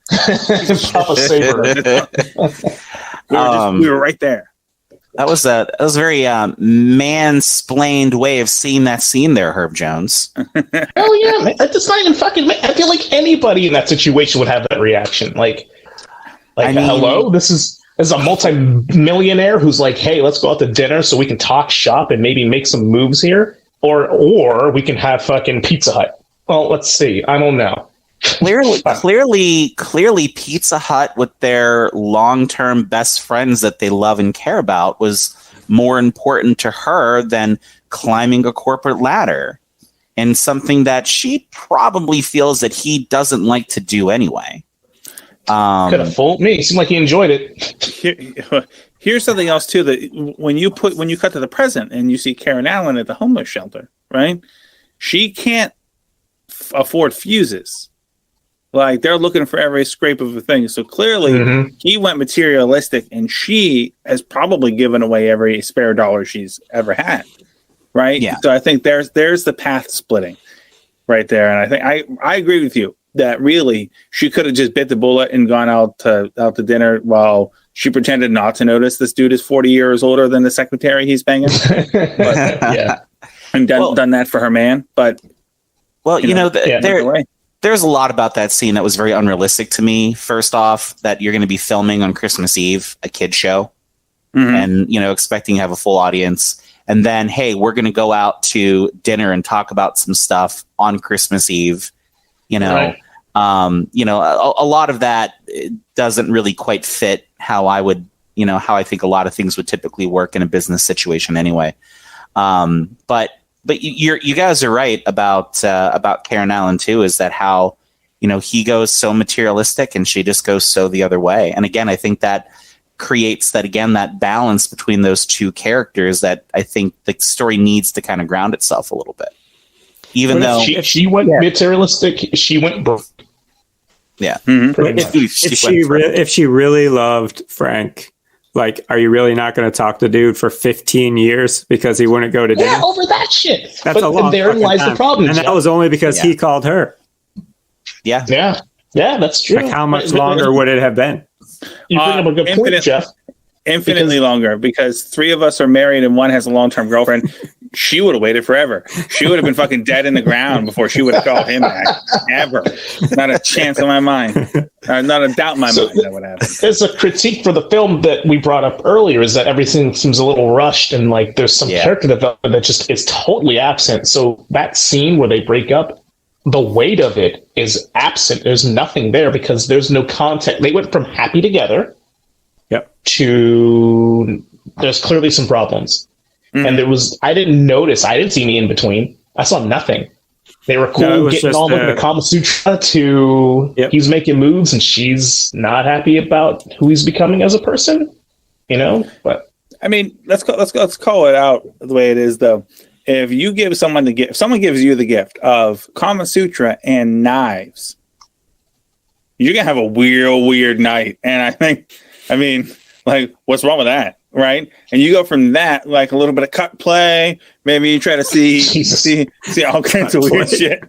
Chemical castration and cut play in one episode. Yeah. All right. Merry fucking Christmas. May I recommend, as I always do, especially you, our midnight listener, that God gave you an incognito browser for a reason. And tonight to use it. Okay. That's good. They're definitely cutting some cans in the bed between positions. Let's just go ahead and make sure that's very, very well aware there. Mm-hmm. So we cut back. A little bit of love here as you transition here, Nova, just to the performance of David Johansen for playing the Ghost of Christmas Past. Oh, he was great. I really feel the strength of this movie is on the ghosts. In particular, 100%. Past and present. I thought their performances were really the bright spot of the movie. And I just really want to, just kind of toss that out there. Oh yeah, and I forgot to I completely forgot to even mention it earlier as we were talking about Lethal Weapon casting. John Forsythe as Lou Hayward, right? His boss was the villain in the first Lethal Weapon movie. So cue Sexy Saxophone Part 2, right? And hold on, folks, because we got a third one. Oh, there's more popping up. Yeah, there's plenty more. I'm hoping the listeners are hearing that sweet sax right now. Oh my God! I should digitally impose Sexy Saxophone. Absolutely. I'll forget. Oh, absolutely. If you heard it, I didn't forget. But if you didn't hear it, well, then fuck you. I didn't think it was worth that time. But yeah, we come back, right? Yep. Right back to him being a dick. Right back. Right. Yeah, like nothing changed. Yeah. Nothing changed. Yeah. He goes to see Frank. To see Claire at the homeless shelter, babbling. They think he's homeless. Of course, with Bill Murray and that hairline and that face. I'm telling you. Right. He recites some Hamlet to Mama Fratelli. He does. Yeah. He does, which is really interesting to me because Richard Burton, who they think he is like literally 2 years younger than Robert Meacham is in this movie. And the exact same, they're like the same class of actor, which is an interesting reference. But he drops the line to Claire, if you want to save someone, Claire, save yourself. It's like, oh, shit. What a piece of fucking Spoiler alert. It's like, That's going to come back later. yeah. Drops the heel And she's line. just like, oh, no, come back. When she should have just said, fuck you. Get out of here. Yeah.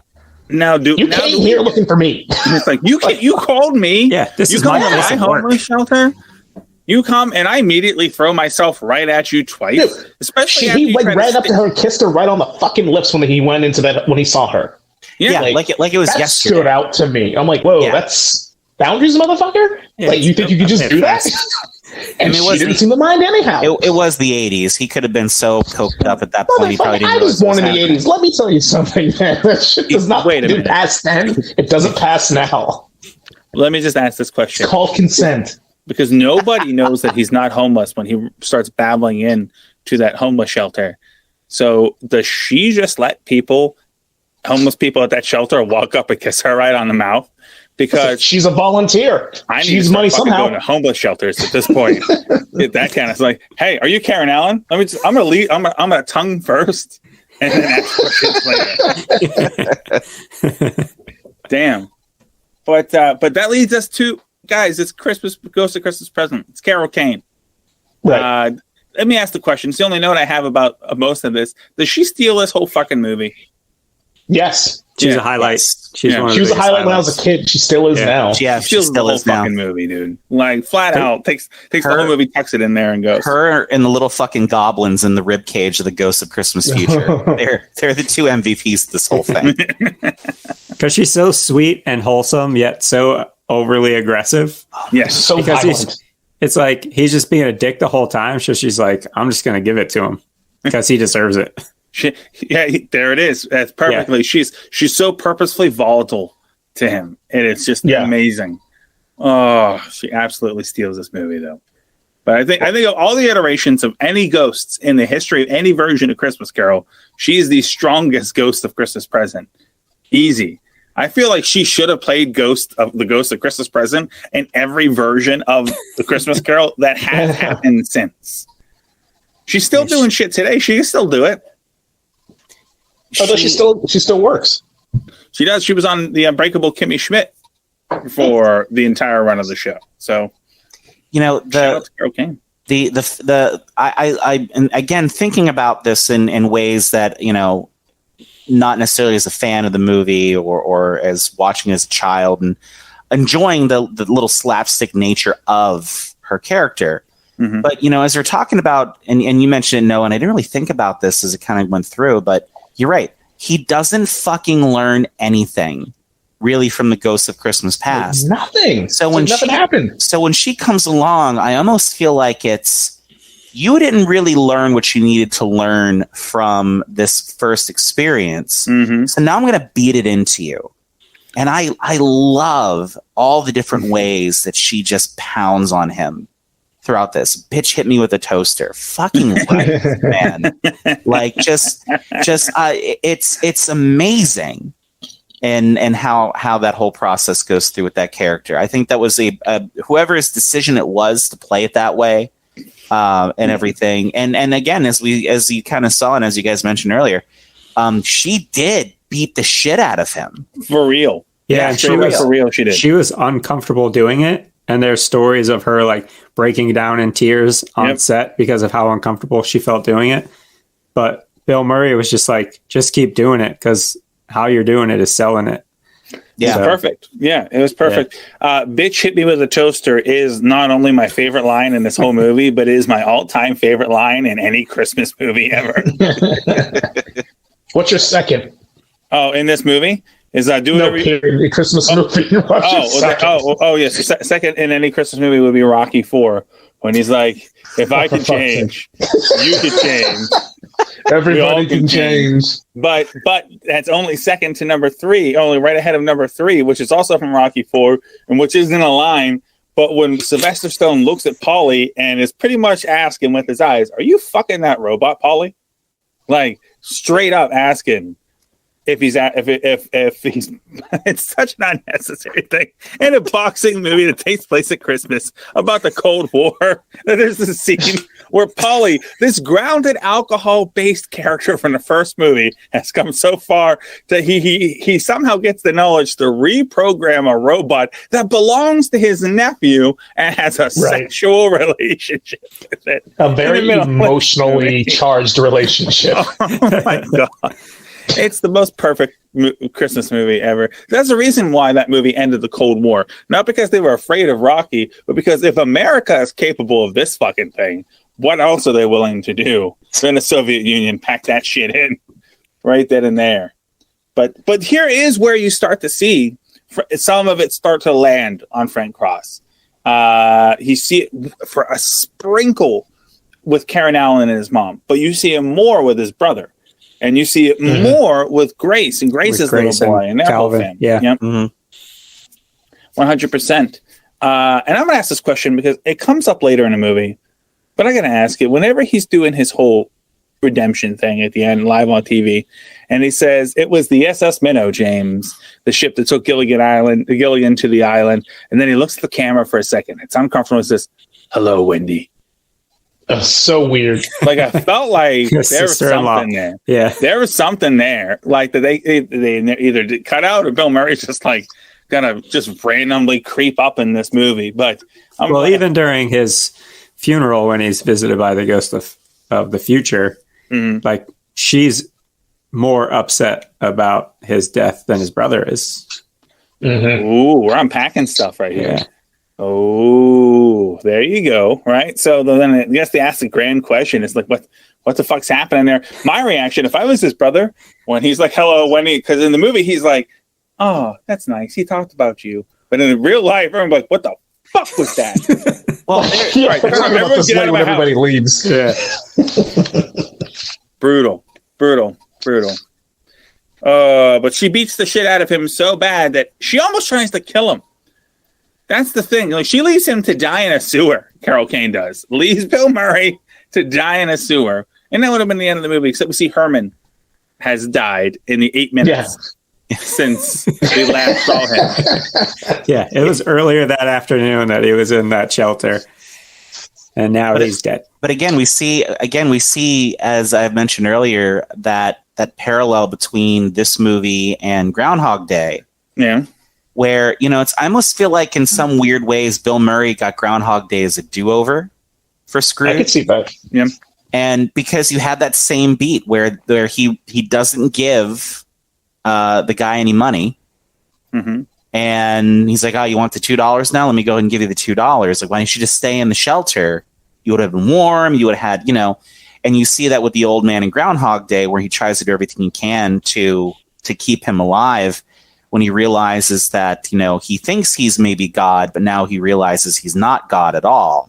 Yeah. And mortality still kind of plays, at least in that role. But it's a very similar beat. But, again, I think he kind of plays this aloof, where in Groundhog Day he plays it more redeeming. Again, this is a teachable moment for him, which is why we finish with that part of him there. Yeah. And even going back to, and let's give some kudos to Alfre Woodard and her her portrayal here, and him being able to kind of see her family and realize that her son hasn't spoken since he watched his dad die, and all that other stuff. You start to see a little bit again of Frank having some humanity for once, but then we immediately drop him off there to hopefully kind of hammer that home, but he's more worried about the door than, and playing that up and trying to get other people's attention than he is to learn something. And again, when he gets out of there, I still don't feel like he's learned anything yet about that. Oh, man. Agreed. Yeah, 100%. I think whenever he finds Herman dead is a perfect example of every time in this movie where he leads with compassion for a second. Like, "Oh, don't do this to me, Herman." And then he catches himself and then doubles down on being a heel dick every single time. And he's like honestly bothered by Herman being dead, and then he bursts through that door after getting out of there, and then immediately insults small, helpless children and women.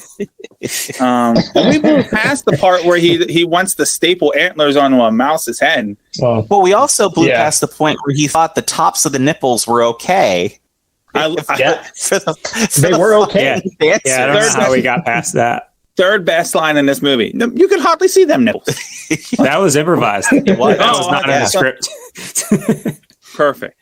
But I also think too it kind of goes towards the narcissistic element of Frank's character in this, is that, you know, we're going to give you the Ghost of Christmas Past to reflect on the mistakes you made because we want to give you an opportunity to correct them, and you go right back to being yourself. So now I'm going to physically beat the shit out of you and try to beat the lessons into you, and then leave you with death, with the actual personification of death right in front of you that you maybe could have had a chance to help avoid if you would have just been a little bit generous with giving him the $2. To the Ghost of Christmas Future, who then literally presents him with his death and the burning of his corpse. And it was a little weird to me as we kind of transition into the future part where, you know, that's what really took the lesson, was that he didn't want to burn. Yeah. It wasn't even thinking it was his brother in the coffin. It was when he realized it was him in the coffin. And it just seems kind of extreme to me, like you said, Noah, about how, and Jeff and Herb, how you guys have said that there's no growth until that very end, which just seems really strange with this portrayal of the story.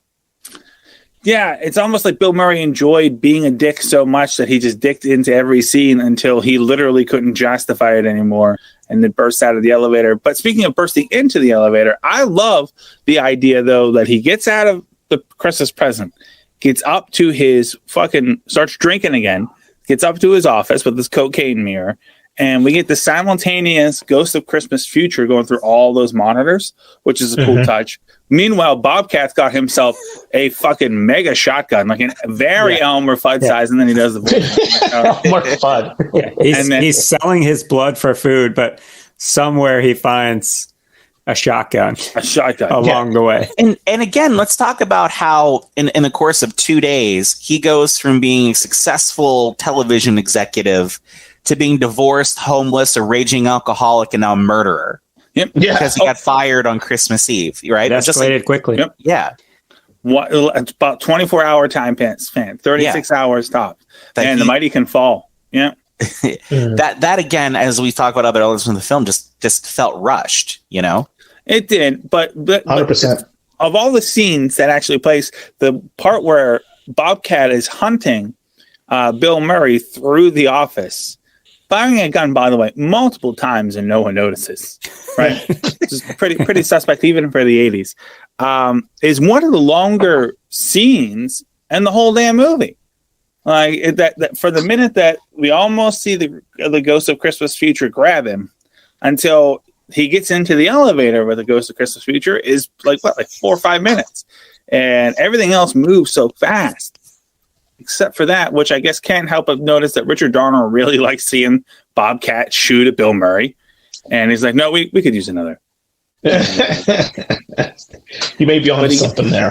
But he gets to the future, and that's where you start to see, and it's interesting where it's like he starts to let his guard down. You see Calvin in the mental institution, which I thought it was a nice touch of improvisation from Bill Murray, knowing that the camera's axis is tilted to act like he's fallen into the wall. It's very, very nice little physical comedy thing. But then you get Karen Allen in the heel turn, which, oh man, there's just parts of my body that still can't relax from seeing that once again this year. If you want to save someone, save yourself. Thanks, Lumpy. It's like, oh yeah, thank you, Lumpy. Thank you so much. Thank you so much for that. You know, we all thought that the reason she called him Lumpy was because in their first interaction, she hit him with the door in the head, and then they kind of bumped heads. But it was really because of Frank's, rapidly advancing testicular cancer. Yeah. You know, That's look, really it's where the real lump came from. Let's take a minute, everybody, to remind you that if there's anyone in your life that you care about, be sure to check them for testicular cancer. Give them a couple of strokes and a squeeze, and just say, "Hey, you're good to go. Be on your way. I'll see you next year." This message has been brought to you by 3strokesandasqueeze.org. And if that doesn't work, there's always chemical castration. Yeah. And cut play. And cut it's gonna be great it's gonna be great in 2 weeks when what'd you say? No, it was 3 lumps and a squeeze, or 3 strokes and a squeeze. Yeah, when 3strokesandasqueeze.com when 3strokesandasqueeze.com reaches out to you and says they'd like to go ahead and have an advertising spot on the podcast. Oh my god. Don, I've been waiting for that moment all my life. Yes, I would be happy to have you. Do you want me to do it in an East German accent? Because I can do it. I'll do it for you. So, Dave, you brought up a very important point, and it's sort of like an hour and change ago. I had mentioned my feelings on this movie changed upon watching it as an adult and trying to just watch it for the story that it was. And I came away really disappointed in the character, his motivations, and then my wife and I sat and watched it. Now, she had never seen this movie before, and she liked it fine. This is a good movie. But she kind of didn't get why I was so annoyed. I'm like, well, listen, and this is kind of my problem with motivations people have to do the right thing, right? Are you doing the right thing because it's the right thing to do and that you want to actually do right by people?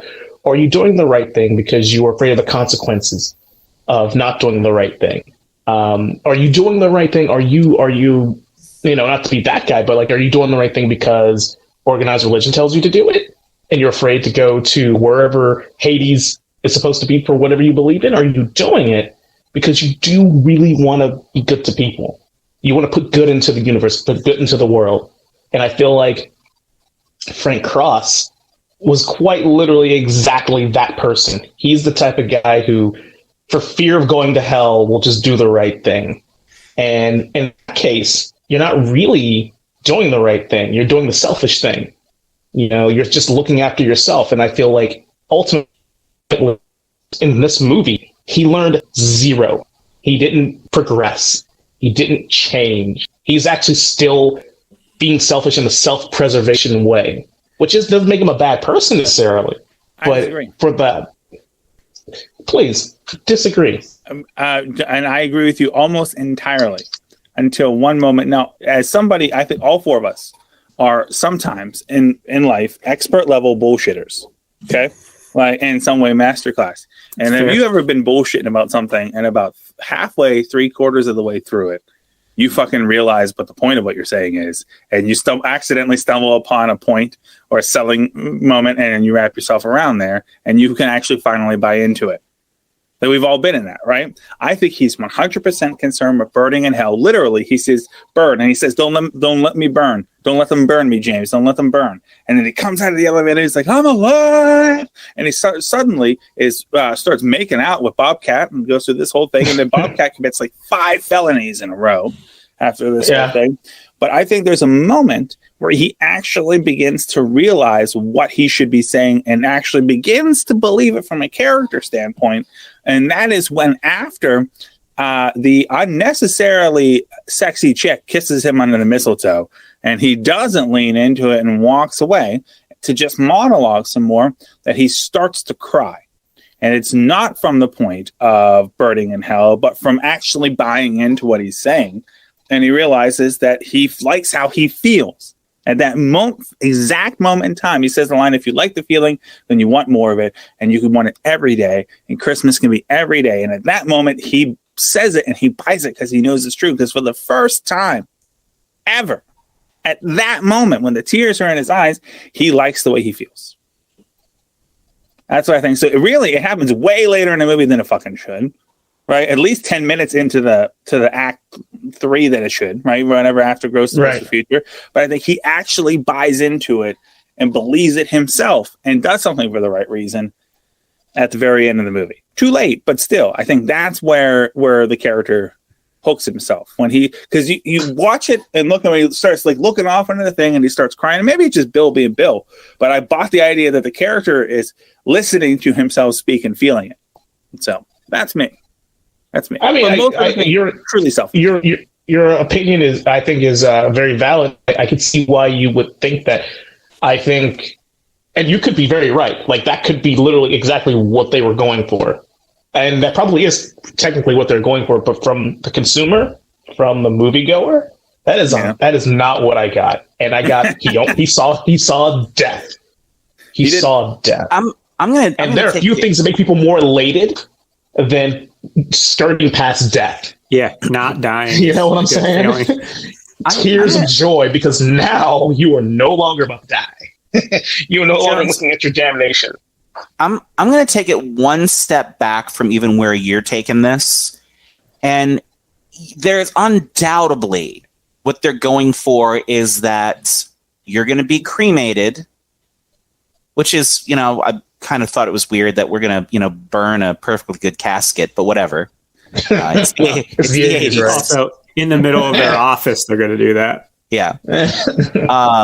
But I was more thinking along the lines of, again, now there's the obvious visual representation of the literal burning in hell, which is what they're trying to go with. But I actually thought he was more disappointed that he originally thought it was his brother's funeral because he saw his brother's wife there, Wendy. Hello. But I think he was actually disappointed that it was when he found out it was his funeral and nobody was fucking there. I almost want to say that, to me, that would have been, I think for him, should have been more of a driving force. Is that, listen here, Frank, the way you're going right now, when you're dead and you believe that because you're going to be cremated, you're going to be burning in hell, which isn't really what that whole thing was supposed to really mean. But nobody's going to fucking be there except for the one brother who always unapologetically tried to love you. For the only reason that his heart was good and you were his brother. And no matter what, he would try to hold out the good, because we didn't really talk about how the gift his brother got him. That his brother got the wrong fucking gift. He got the VCR instead of the towel because his assistant decided to give his brother a good fucking gift instead of a towel. But it was your only brother, right? And it was the gift that he got back was the picture of him and his little brother and the little message wishing him a Merry Christmas and everything. Is that he just didn't? I just think he didn't want to die alone. And again, that I think plays into the narcissism that that the character fundamentally had throughout this movie, is that nobody matters but him. And when he realized in the end with the life he was leading, it didn't fucking matter. That's when he had to go ahead and have the change. And of course, burning in a casket has a, certain psychological effect too. But I don't think you can have one without the other in terms of the character coming out being like, I'm alive. And now let me tell you why Christmas matters and why making good choices matters and the people around you matter. I think for me to see him make that shift and basically do a 180 on the fly in that single moment, it still feels super selfish. Like he's still thinking about, I'm Frank, this is all about me. And for everybody else to just forget all of a sudden because you're being nice in 5 minutes on Christmas Eve that you put us all through hell for the past 15 plus years. Oh yeah, it's fine. He's saying nice shit now, so it's good. Tomorrow he'll be fine. And we're on this path to redemption from here moving forward. I disagree. Well, I got that's my last note about this whole movie before the end singing sequence happens, right? Is that's the one hallmark of A Christmas Carol that's always stuck with me and bothered me a little bit, is that Ebenezer Scrooge is a complete and utter prick to everybody in his life from the minute he gets his heart broken all the way through to the end of the movie. And then he suddenly uses his money to buy people things. And for 5 minutes, he's buying people things and they're all good with it. which is really an indictment about people's own selfish interests in that instance. And I'm not saying that to excuse Bill Murray, because he's still a piece of shit in this movie. I mean, he lets Bobcat Goldthwait absolutely holds. By the way, another Lethal Weapon person, the captain, is the switch controller there, and he holds him at gunpoint, right? So, choose sexy saxophone. Meanwhile, the censor, who we haven't mentioned, the network censor, who gets her ass beat this whole movie, flat out raped the dude from Gremlin 2, right? He just keeps getting raped in his movies. Yeah. He gets raped by her. He gets raped by the female gremlin. Yeah, I had a note about that as she straddled him with the mistletoe. I mean, yeah. We're talking about in the control room. It was totally, full on. That was a whole thing, and then he definitely didn't. I got the impression he doesn't play for that team in that movie whatsoever, right? So that's just doubly worse. But in every Christmas Carol, though, every single person, like Bob Cratchit, he beats the Scrooge, yells and is terrible to him, and then Scrooge notices that Tiny Tim has a disability, and it brings the biggest Christmas goose and brings everything and a bunch of strangers over to Bob Cratchit's house, and everyone's like, "Oh, fine, great." And he's like, "I'll give you more money," and they're like, "Fine, great." And everyone's like, "Oh, we love you now." And it always bothered me that they just kind of prove that ultimately everybody in any movie can be bought, I guess, right? That's what got a price. Charles Dickens, everyone's got a price for the $1 million. That's right. Right? That's right. This was the one scene of the movie that I believed Bill Murray cared about making the movie. Mm-hmm. And I feel like he had to have just ad-libbed that whole speech. He did. And they did about 8 takes, and every take was different because he just did whatever he wanted, and they couldn't stop. The crew couldn't stop him from doing that as much as they wanted to. Yeah, but it is the one point in the movie that I felt like Bill Murray said, all right, fine, just take the coat off, stretch a little bit. Now I'm going to actually fucking act a little bit. Get the work in. Now I'm going to go ahead and try. I'm going to bring it home for you, Dick Donner. I'm going to bring it home. There you go. But I do still get a little wobbly jawed right at the end when her son walks up, gives him the little tug on the shirt and everything, and he looks down. He's like, "Hey, what's up, little man?" And he's like, "You forgot. God bless us, everyone." That is, I think, really the one true sweet moment of the movie. Yeah, I would love to hear what Herb Jones thinks. I would that dearly moment in the movie, just based on his facial expression alone. Duck it real. Get in close. Get in close. And I can't get in close because I have my mic. You have a camera. Get close to it. Yeah, there it is. Oh, yeah, full face. Yeah, lean into it hard. Man, Mac, 10 years ago, I would have agreed with you. But let me look. The movie was filled with miracles and ghosts and fucking demons and poltergeists, things that are unbelievable. But the most unbelievable thing in that entire fucking film? That a child who suffered from PTSD was fucking mute for 5 years, or how many fucking years it was. And it took watching that dude have a fucking mental breakdown on live TV for him to decide to fucking talk. Are you fucking kidding me? I was sitting there going, wait, hold the fuck on. Now he decides to talk because Bill Murray's on the goddamn breakdown of epic proportions. Yeah, that doesn't go fuck itself. It's also the same day that Bill Murray picked him up by his jacket and shook him against the wall. More PTSD. Listen, we're all moved by the spirit of the season in different ways, okay? Yeah. Okay. I would say that it was a combination of seeing a mental breakdown in front of him and all of the nipples from the solid gold dance. just the top, not the whole nipple, just the top of the areola. Just that's all you get. Yeah. He went to the film studio that day as a boy, and he left as a man. A man who could. But I want to before we get to put a little love in your heart, right? I want to point out the fact that this movie does have a hell of a cast to it, but Alfre Woodard, man, one of the all-time Emmy decorated actresses ever. through so many movies of the 80s and 90s, and she just absolutely, I don't think we would have cared about Calvin or even the fact that she's Bob Cratchit in this movie, right? If she wasn't absolutely a heavy hitter in this movie, like flat out. Right. Just a badass performance. Yeah, she was the one character that wasn't afraid to stand up for Frank. Like, she saw through his bullshit. And I think on a certain level, he respected that. Yeah. Yeah, because he could have fired and found somebody else just like that, but he didn't. Yep. Well, that's well said. That's a good point. A Golden Globe Award winner, gentlemen, Alfre Woodard. I just want to put that out there. Just throwing it out there. Thanks. Just throwing it out there. Yeah. You talk about Emmys, fucking Golden Globes, man. So Frank is redeemed. Calvin can speak all of a sudden. Claire's like, I'll take you back again. Let's make out on television. God. Merry Christmas to everybody. And then everyone joins together in song.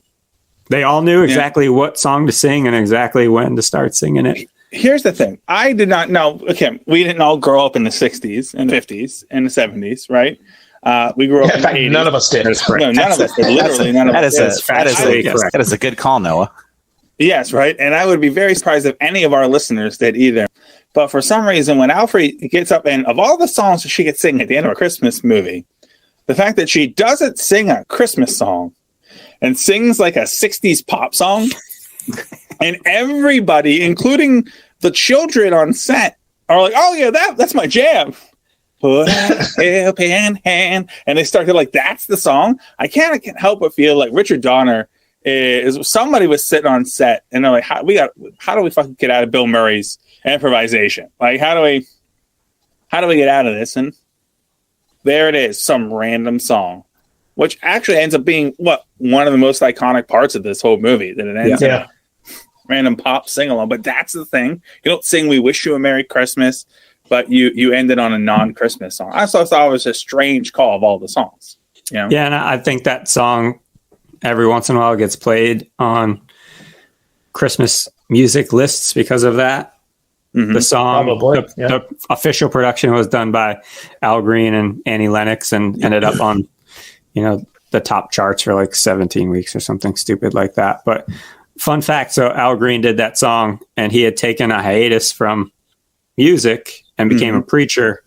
And because this song, Reverend Al Green, because this song wasn't in the eyes of the church, like a church type song, like he was ousted by the church because of this song. Wow.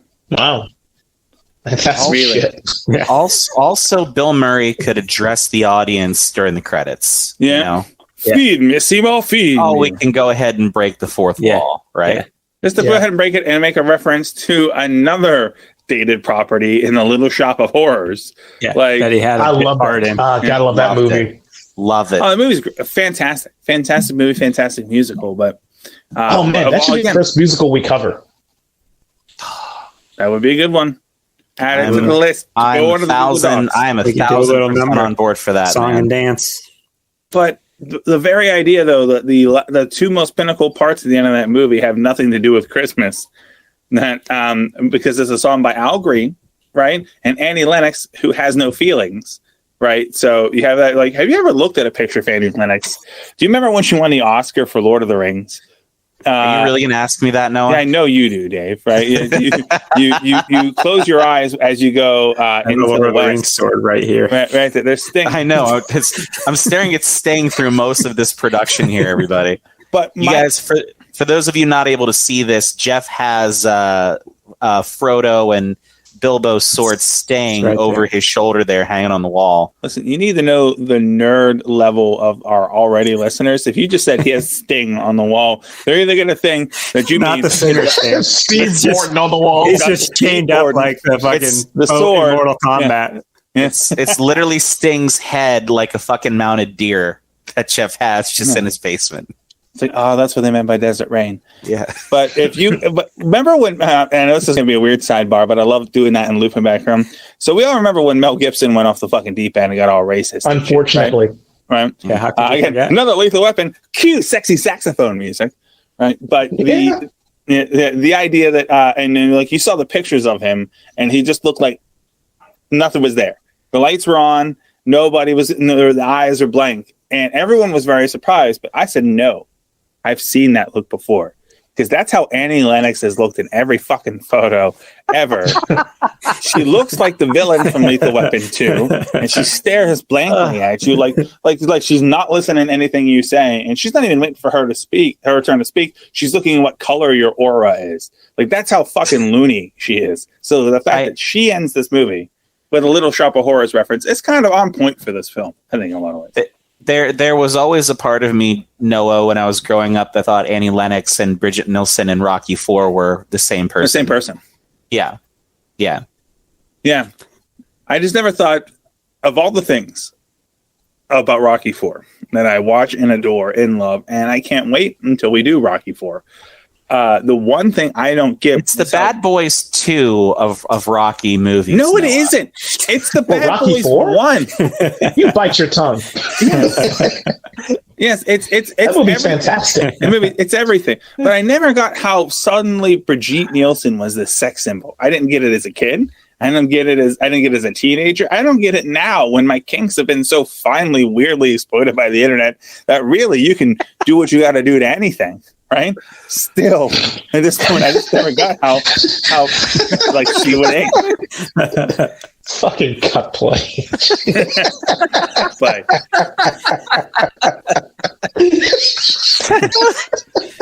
So, anyways, Scrooged. Yeah. So it was considered a commercial box office success. You know, it opened Thanksgiving weekend of '88. It was the #1 movie that weekend. The second weekend, it fell off. It lost out to Land Before Time and Oliver and Company. Both are better movies than Scrooged. Yeah. hey, And They are. but all in all, the movie made $100 million international. 30 million budget. That's a pretty good return. Yeah, it definitely made its money back plus marketing budget and then some. So yeah, and that's not bad for a Christmas movie. Yeah, and it like I said earlier, it falls on within the top 10 list of many Christmas movie lists, top of all time. Hate it or love it, it has a place. We're still talking about it 30 years later, so it did something right, good, bad, or indifferent. Yeah. You know, interestingly Absolutely. enough here, going off what Jeff's saying there, Rotten Tomatoes has it listed at a 69. Nice. Nice. Audience score has it as 71. So I believe that's certified fresh, right, gentlemen? I typically go off of like Metacritic. I don't know. I don't really know either. I typically go off Metacritic, where they kind of gauge the critic reviews of the film. It got its ass handed to it. I mean, Metacritic, it's like at a 35 out of 100. You know, it was not really a critically reviewed, well reviewed movie in that case. So, two questions I have for you guys as we're kind of talking about it is that, how do you feel? I mean, we know Noah, this is one of his favorite Christmas movies of all time and everything. Guilty. How do you guys feel, Jeff and Noah and Herb, how do you guys feel about the movie? And, 30 years later, plus, how do you feel it holds up? I think I'm still, like I mentioned, I didn't really like it as a kid. I didn't hate it when I watched it earlier this week as an adult. So it's tolerable. It's not great, but I'd watch it again. I think it holds up well. I think the production quality was good. Bill Murray, it's not my favorite role of his, but there's shining moments here and there, but he's a pretty run and gun type comedic actor. And I think you could see that almost forced on us in this movie in particular, to the point where it was a little uncomfortable in a lot of places, but it was okay. Not in my top 5 by any means of Christmas movies, but I'd watch it again, I guess. Jones, how about you? I will say that ahead of this viewing and ahead of this episode, I was, of the thought of, Scrooge it's a great Christmas film, and I'd go to my way to watch it if it's on, if I know it's on. I don't own it, but I would absolutely watch it.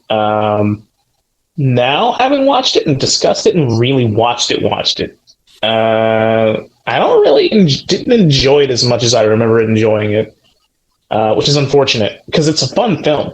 It's not a bad movie. Let me just preface that it's not bad. There's nothing wrong with it, but for me, there's too many things with the story arc inconsistent and rushed, or it doesn't feel satisfying to watch this character go from point A to point B. Unfortunately. And I don't know if I'm going to go out of my way to watch that movie ever again. If it's on TV, yeah, I'll probably watch it. But it's just not as awesome as I remember it. Bill Murray does a fine job. Everybody does a great job, actually. Every single person on the cast did a fine job. It's just the script wasn't there. There's too much, and maybe it was too much ad-libbing. I feel like it's probably a factor.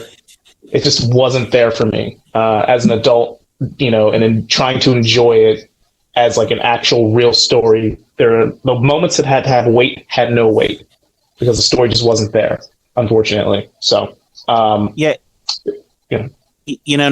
Jones, you say something interesting here. No, I got a question for you I'd like to ask real quick. People that the movies where we really feel Bill Murray is a comedic genius, I think is often movies in which he's cast with people that know how to riff off of Bill Murray when he goes full Bill Murray. Mm-hmm. In this movie, I don't think that you had that supporting cast that were really able to react in a way that would, enhance what he would do or be able to go along with it. That it almost felt like, maybe in terms of the overall story, it gets lost because he would go Bill Murray and do what he kind of wants. But like when you see movies like Ghostbusters, where I think 80% of the script was ad-libbed, you look at movies like Groundhog Day, where he's mostly by himself in Groundhog Day, so he can do what he wants. Or movies like Kingpin, where he can just basically riff and do whatever he wants. In a movie where he's got a supporting cast that really needs support, that don't have the improv chops that he does, it maybe loses some of the effectiveness that script might have been. Because again, I've never really read the script, so I don't know how good that script could have been if everybody was playing the script, but he wasn't. I think the writers said that they hated the final product, and I think only about 40% of the actual script is in there. Yeah. Well, that's wild. Yeah. Well, yeah, I agree with you on that. I think the most iconic Bill Murray roles are where he has a peer in the movie, either supporting his comedy or being the straight man to his looseness on a regular basis. I think I love to cover it one day. I think one of the most masterful comedy movies he was ever in was What About Bob?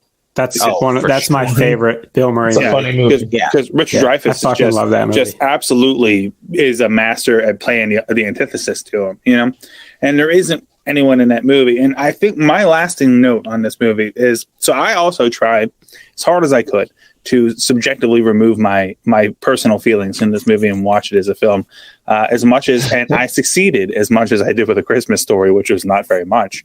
But I can recognize that this is it's a tough story to tell in the way they try to tell it. And I think it fell flat in a lot of ways. I think it was only saved by the fact, and I think what this movie banks on is the fact that it's hoping that the movie banks on you liking Bill Murray before you ever start and hit play on the movie. And it wants you to wait until the Bill Murray that you normally pay to see shows up in the last 10 minutes of the film. That's what it waits. Gives you little glimpses of it all the way through. But that's the whole... the whole marketing material of the movie was based around Ghostbusters, which was 4 years before this. Yeah. But it's like, hey, remember Bill Murray? Remember how much Bill Murray? Bill Murray. Wait 1 hour and 41 minutes to see him and Scrooged. Yeah. Just coming out on Thanksgiving. Yeah, like remember when he went up against ghosts last time? Well, now he's going up against ghosts again. As a ghost of Christmas past. Yeah. Okay. Yeah, for sure. Does the spirit of the holiday season, does the spirit of Christmas really come through in this movie? No. I don't think so at all. No. I think it does, but I only think it does in one scene. You're thinking with the wrong head. No, it has nothing to do with Carrie Down. It has Whoever said a hole in the box. Whoever said that Christmas only comes once a year. Whoever said that Christmas only comes once a year. doesn't watch a lot of Karen Allen movies like I do, because it comes 2 or 3 times depending on how much Gatorade you've had that day. Oh my gosh. No, I would only say it does in one scene, and that is when Carol Kane shows up and takes us through the Ghost of Christmas Present. Because to me, that movie, because she's the only other heavy comedic hitter in that movie, and she steals the movie from Bill fucking Murray in late 1980s. And while you're going through the current Christmas and seeing everyone doing in their circumstances, that's the only time it actually feels like a Christmas Carol to me, and therefore cues up the Christmas spirit. But otherwise, largely as a Christmas, does it feel the Christmas spirit? I would say no, but we have yet to watch a movie in our Christmas series that does. So we're not really going to in our Christmas series this year. I don't think. I beg it's like differ. It's like the inception of Christmas Carol. It's a Christmas Carol about making a Christmas Carol, but it doesn't really feel like Christmas. Yeah, it's very meta that way, that they were making a Christmas Carol while telling the Christmas Carol story. Yeah, that the production they're making was almost like a satire on the film itself, right? We're going to make a Christmas Carol, but we're going to go ahead and have children in Africa, and we're going to have a whole dance number of women. Mary Lou Retton. Mary Lou Retton's going to just be in it because she's America's darling, and she's going to go ahead and play Tiny Tim. And Jamie Farr, who has zero speaking part, he's just in the background. He's from my hometown of Toledo, Ohio. Shout out to Jamie Farr. Shout out. Toledo represent. Jeff, since you are Toledo, I mean, you guys are all basically like family over there. So can you get him on the podcast? I don't think he's doing anything else. Yeah, I mean, I think it's worth reaching out. I'll see what I can do. Yeah. You get Puerto Rico, I'll get Jamie Farr. I'm not getting Karen Allen, not after this fucking podcast. That's for damn sure. Let's not rule anything out, man. Let's not rule anything out. Listen, I need a reason to keep going. So we'll see how that goes. But speaking of wanting to make random people feel the Christmas spirit, how you doing, Karen? I hope we'll feel the Christmas spirit next week, because we're going to end this series with the great debate. I fucking love the internet because of the weird pornography and comedy shit we get all the time, and the access to strange pro wrestling, but mostly the pornography. Sometimes all three. All three at the same time. Sometimes. Yeah, sometimes. Thank you so much. I was going to drop some titles or something, but I'm going to let Gibby post that in the comments. But I fucking hate the internet, because they seem to have this grand idea that this age-old debate is whether or not fucking Die Hard is a Christmas movie. Let's fucking solve this shit right away, so that for the rest of our lives, whenever someone decides to be all fucking weird about it and ask that question, like we haven't gone through the whole effort of curing cancer and solving this, we can just send them this link, because next week, folks, we're going to answer the question, is Die Hard truly a Christmas movie? Gentlemen, are you excited about this? I am pumped about this. There's so much online debate about that very question, and the four of us know the answer. The answer is absolutely whoa. First of all, don't you speak for me, Mr. Manager. Look, I am just I've said it every time we've mentioned this show or this episode, but I've not watched Die Hard in probably 2 decades. Easy. I remember almost nothing about this film.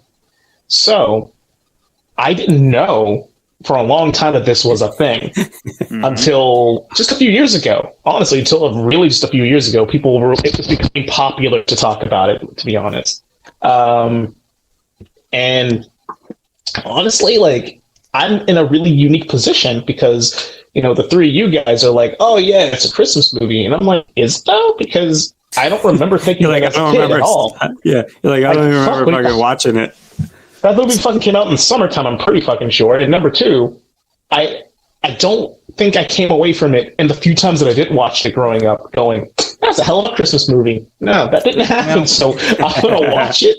I'm going to watch this movie in the mindset of, this is what people think it is, but I'm not going to approach it that way. I think that's important, that I don't watch it thinking that it's a Christmas movie, because I need to, like, because people went to the theaters not with the thought of it's a Christmas movie, right? They didn't do that. Yeah, you don't want that. It's an action film. you don't want the external influence of going into it with that mindset. You want to be open-minded to make your own assumptions. So I'm going to approach it a couple of days with that in mind, that it's just this action film. And if I come away with it going, that's a hell of a Christmas movie, then that's how my opinion is going to be. But I don't like the idea of people just saying it is just because it's cool to say that it is. And they're just full of shit. And Jones, I can't agree with you more about that. And guys, I'm going to be very, very, I'm very excited about this. I'm very, very excited about this. You know, we always talk about how, you know, when we're talking about certain things, we have certain subjects here, you know, we're talking about hybrid theory. We're going to give the album a really solid listen through and kind of critically think about it in ways maybe we didn't before. Take the fan out of it and analyze it. And, you know, for the movies we've talked about and the things that I've been privileged to be on this show to share with everybody, I have done some work, right? Yeah. I will say this. There are certain movies in life where I will be like, yeah, you know, I did some work so I could talk about this critically and provide some thoughts that maybe didn't think about. And there are some movies where I'm going to pull my dick out and be like, I've actually really fucking done my homework on this. I've written papers in college about Die Hard and this subject, and I don't want to give anything away about it. But there are certain films that I hope we will talk about. One of them also, Scott Pilgrim versus the World. I can't wait to cover that. On the list. Great. You know, that I feel so fucking passionately about a topic as I do about Die Hard and Christmas. So I cannot. I went to 6 from midnight as soon as Noah brought this up again. I'm just fucking ready to go now about this. I'm very excited about it. I respect both of you for your approaches to this movie, Doc. I mean, I would expect nothing less than a studious approach to anything worth talking about for 4.5, 5 hours, which could happen. And this might be a two-parter, folks. Yes. And Dave, I know how you feel about this movie and this subject, so I expect you to at least read excerpts from your dissertation on whether or not Die Hard is a Christmas movie. But I'm going to be real with you here for a second, guys. No, I haven't seen the original Die Hard in its entirety in a decade either. I tried to find it, but I took it upstairs. I broke out not only my 3 Die Hard VHS letterbox special edition release, but a VHS player, so I could watch this movie in its original the way it was meant to be seen. But I'm going to tell you guys advanced right now, I'm not going to take notes on this movie or do research as if it was every other movie review, because this movie is episode coming up, episode 26 of Nothing Good, is not called Die Hard. It's not called Die Hard the way it was called Mortal Kombat or Children of Men.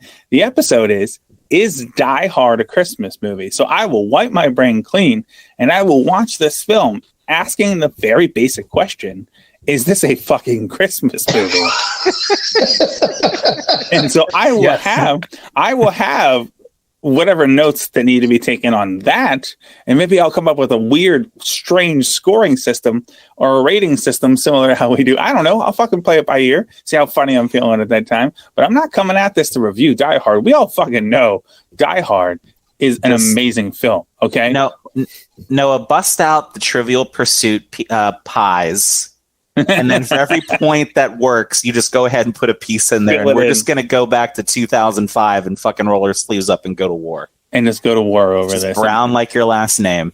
Finish the job that we started before episode 3 came out. Yeah. And we were almost no longer friends. Yeah. But it was like Karen Allen and Frank. We just stopped talking for 15 years. It was a fucking Trivial Pursuit. And oddly enough, when I ran into Noah again, he kissed me right on the mouth at a homeless shelter. It was fucking weird. I'm just really pissed that I could have gone to a homeless shelter in New York in the 80s and gonna have my shot. But apparently next time. You'll get them next time. I'll get them next time. That'd be an interesting sell to Ron and Jackie on that one there, Noah. Listen, I've got this intuition that I need to go to New York right now, in particular this shelter. A homeless shelter. As a 6-year-old, just trust me on this, Mom and Dad. Well, buy the bus ticket and let me go. Let me go. I'll come back a man. Well, I guess we need to modify on the social media the schedule, because after Die Hard, if it's a Christmas movie, we're not doing movie soundtracks anymore. We're going to talk about The Matrix. Yeah. We talked about this before the show, and I think it'd be cool to talk about the movie. Was it Matrix Resurrection? I think it's what it's called. Comes out this month. Yes. So I'm. It's on HBO Max, thankfully, so that way I can watch it. Yep. So I don't have to go to the theater. So deal with the masses, the unwashed masses. But I'm excited to check that out, because I think the first Matrix movie is a lot of fun. The other two, they're okay. Great action. We're not going to talk about that. No, we're not. We're just going to talk about the original and the effect it had on action films and science fiction movies and all that fun stuff. Yeah, really to this day. So that'll be a fun episode, I think. The rest of bullshit about for a while. But yeah, I'm excited about Die Hard. I'm really interested. Just gives me a reason to watch a movie I haven't watched in a long time. So you know what we should do? I'm going to say it on air so that everyone can kind of get a thing insider baseball. Shit. Right? We should still record, if we can, sometime in the next coming weeks, favorite movie soundtracks, and then I'll put it in a can. So in the event that, I don't know, something happens that we can't record on time, which almost happened like 2 or 3 times in a row, that instead of releasing a half-assed best-of compilation, which is what I'd have to do in place, we could drop movie soundtracks as like, in case of emergency, break this fucking glass and drop that episode. Smart. So, Noah, in advance of our episode on Die Hard, can we put a poll out there for our followers on Twitter about what their thoughts are? Is Die Hard a Christmas movie? And let's see what maybe what the audience likes to think. See what the masses think. I think that's a great idea.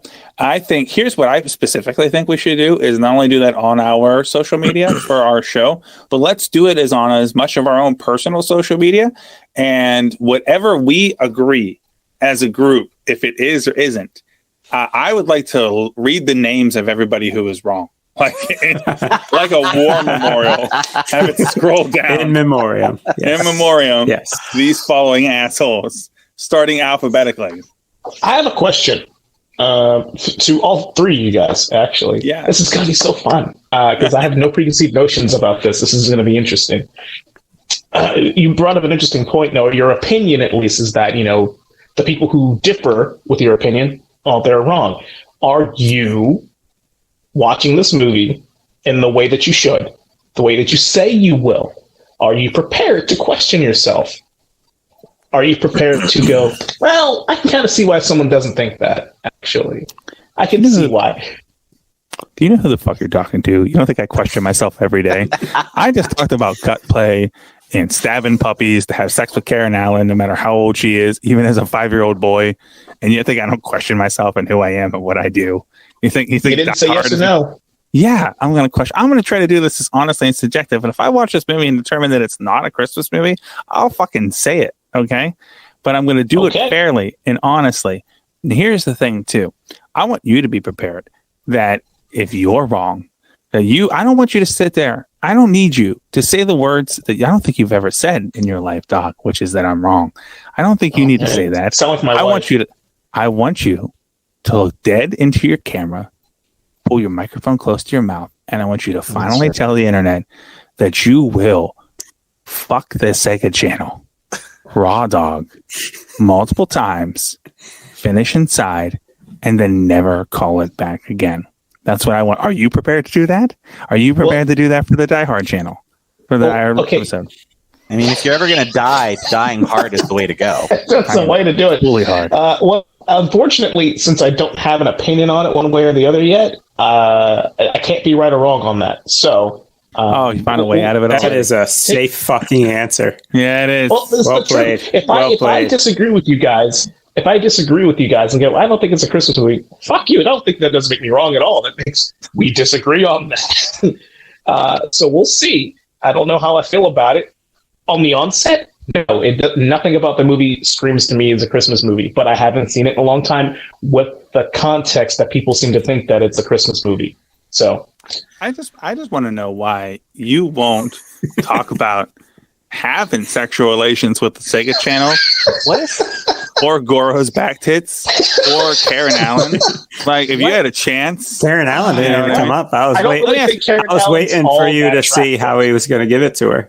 What All if? right. I mean, here. Let me just tell you real flat out that I just want you to admit that if you were in my shoes and the opportunity presented itself, you would rip that finger that dead frozen Herman was holding the watch with, and you would fill as many possible holes as you possibly could. I want you to say it right now. I'll tell you. Look. I'll tell you what I'll say. How about this? As a little boy, I did not find Karen Allen particularly attractive, and as a grown-ass man, I don't. She's very average. So I don't know what you want me to tell you.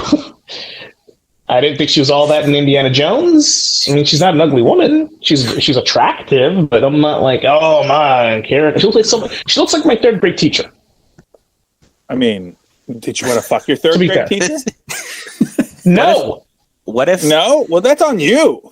And honestly, I think it might be on your third grade teacher. Okay. What if? No. I thought you said, here, I'll tell you this. And I thought you were going to compromise by saying that I'd use one of Dead Herman's frozen fingers. Or that you just use the that watch. Yeah. Yes. See, you got it, right? Use it, so big hand, little hand, wherever you could put the hands. I thought you were going to do that. One of these days, I swear to God, if it's the last fucking thing I do, I'm going to get you to volatilely describe in great detail you having sex with a fictional person or hypothetical country. Okay? You're asking him not to do either. You're asking him to hypothetically have sex with a fucking virtual video game system. Yeah. Now, what if the Sega Channel was wearing a John McClane like tank top? Like, would that do anything for you? Like a little bit ripped up, saw some action. I'm not 100% sure how that would make it any better. Look, we all have our kinks. For you, it would. I don't know. We all have our kinks, Jones. Mine is Goro's back tits. We all have.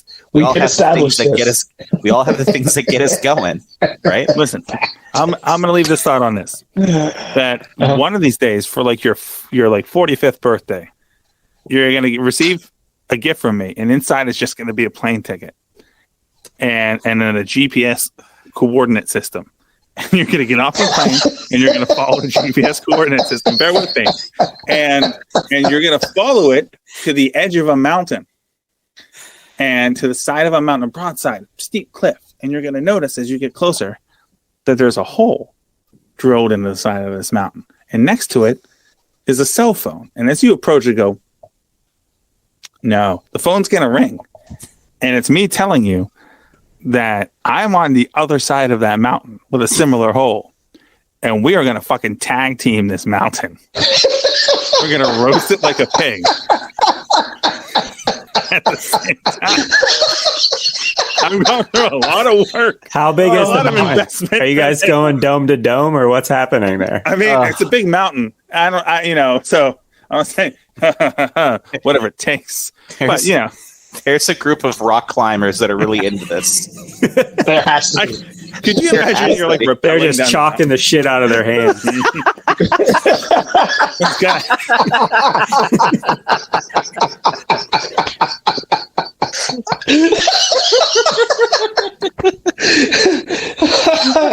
Oh shit! Oh man.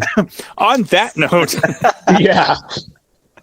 We will see everybody next week. Thanks for joining us here today.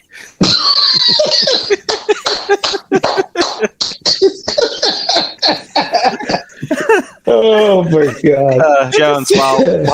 While Noah's collecting himself, why don't you tell him a little bit about our social media channels and how they can follow us? Oh man! Well, we can be found on Facebook, Nothing Good Podcast. We also are on Twitter at Nothing Good Pod. Noah is literally dying in front of us. I just see some guy in his computer. He's got the thing of Chuck. He's got the fucking harness on.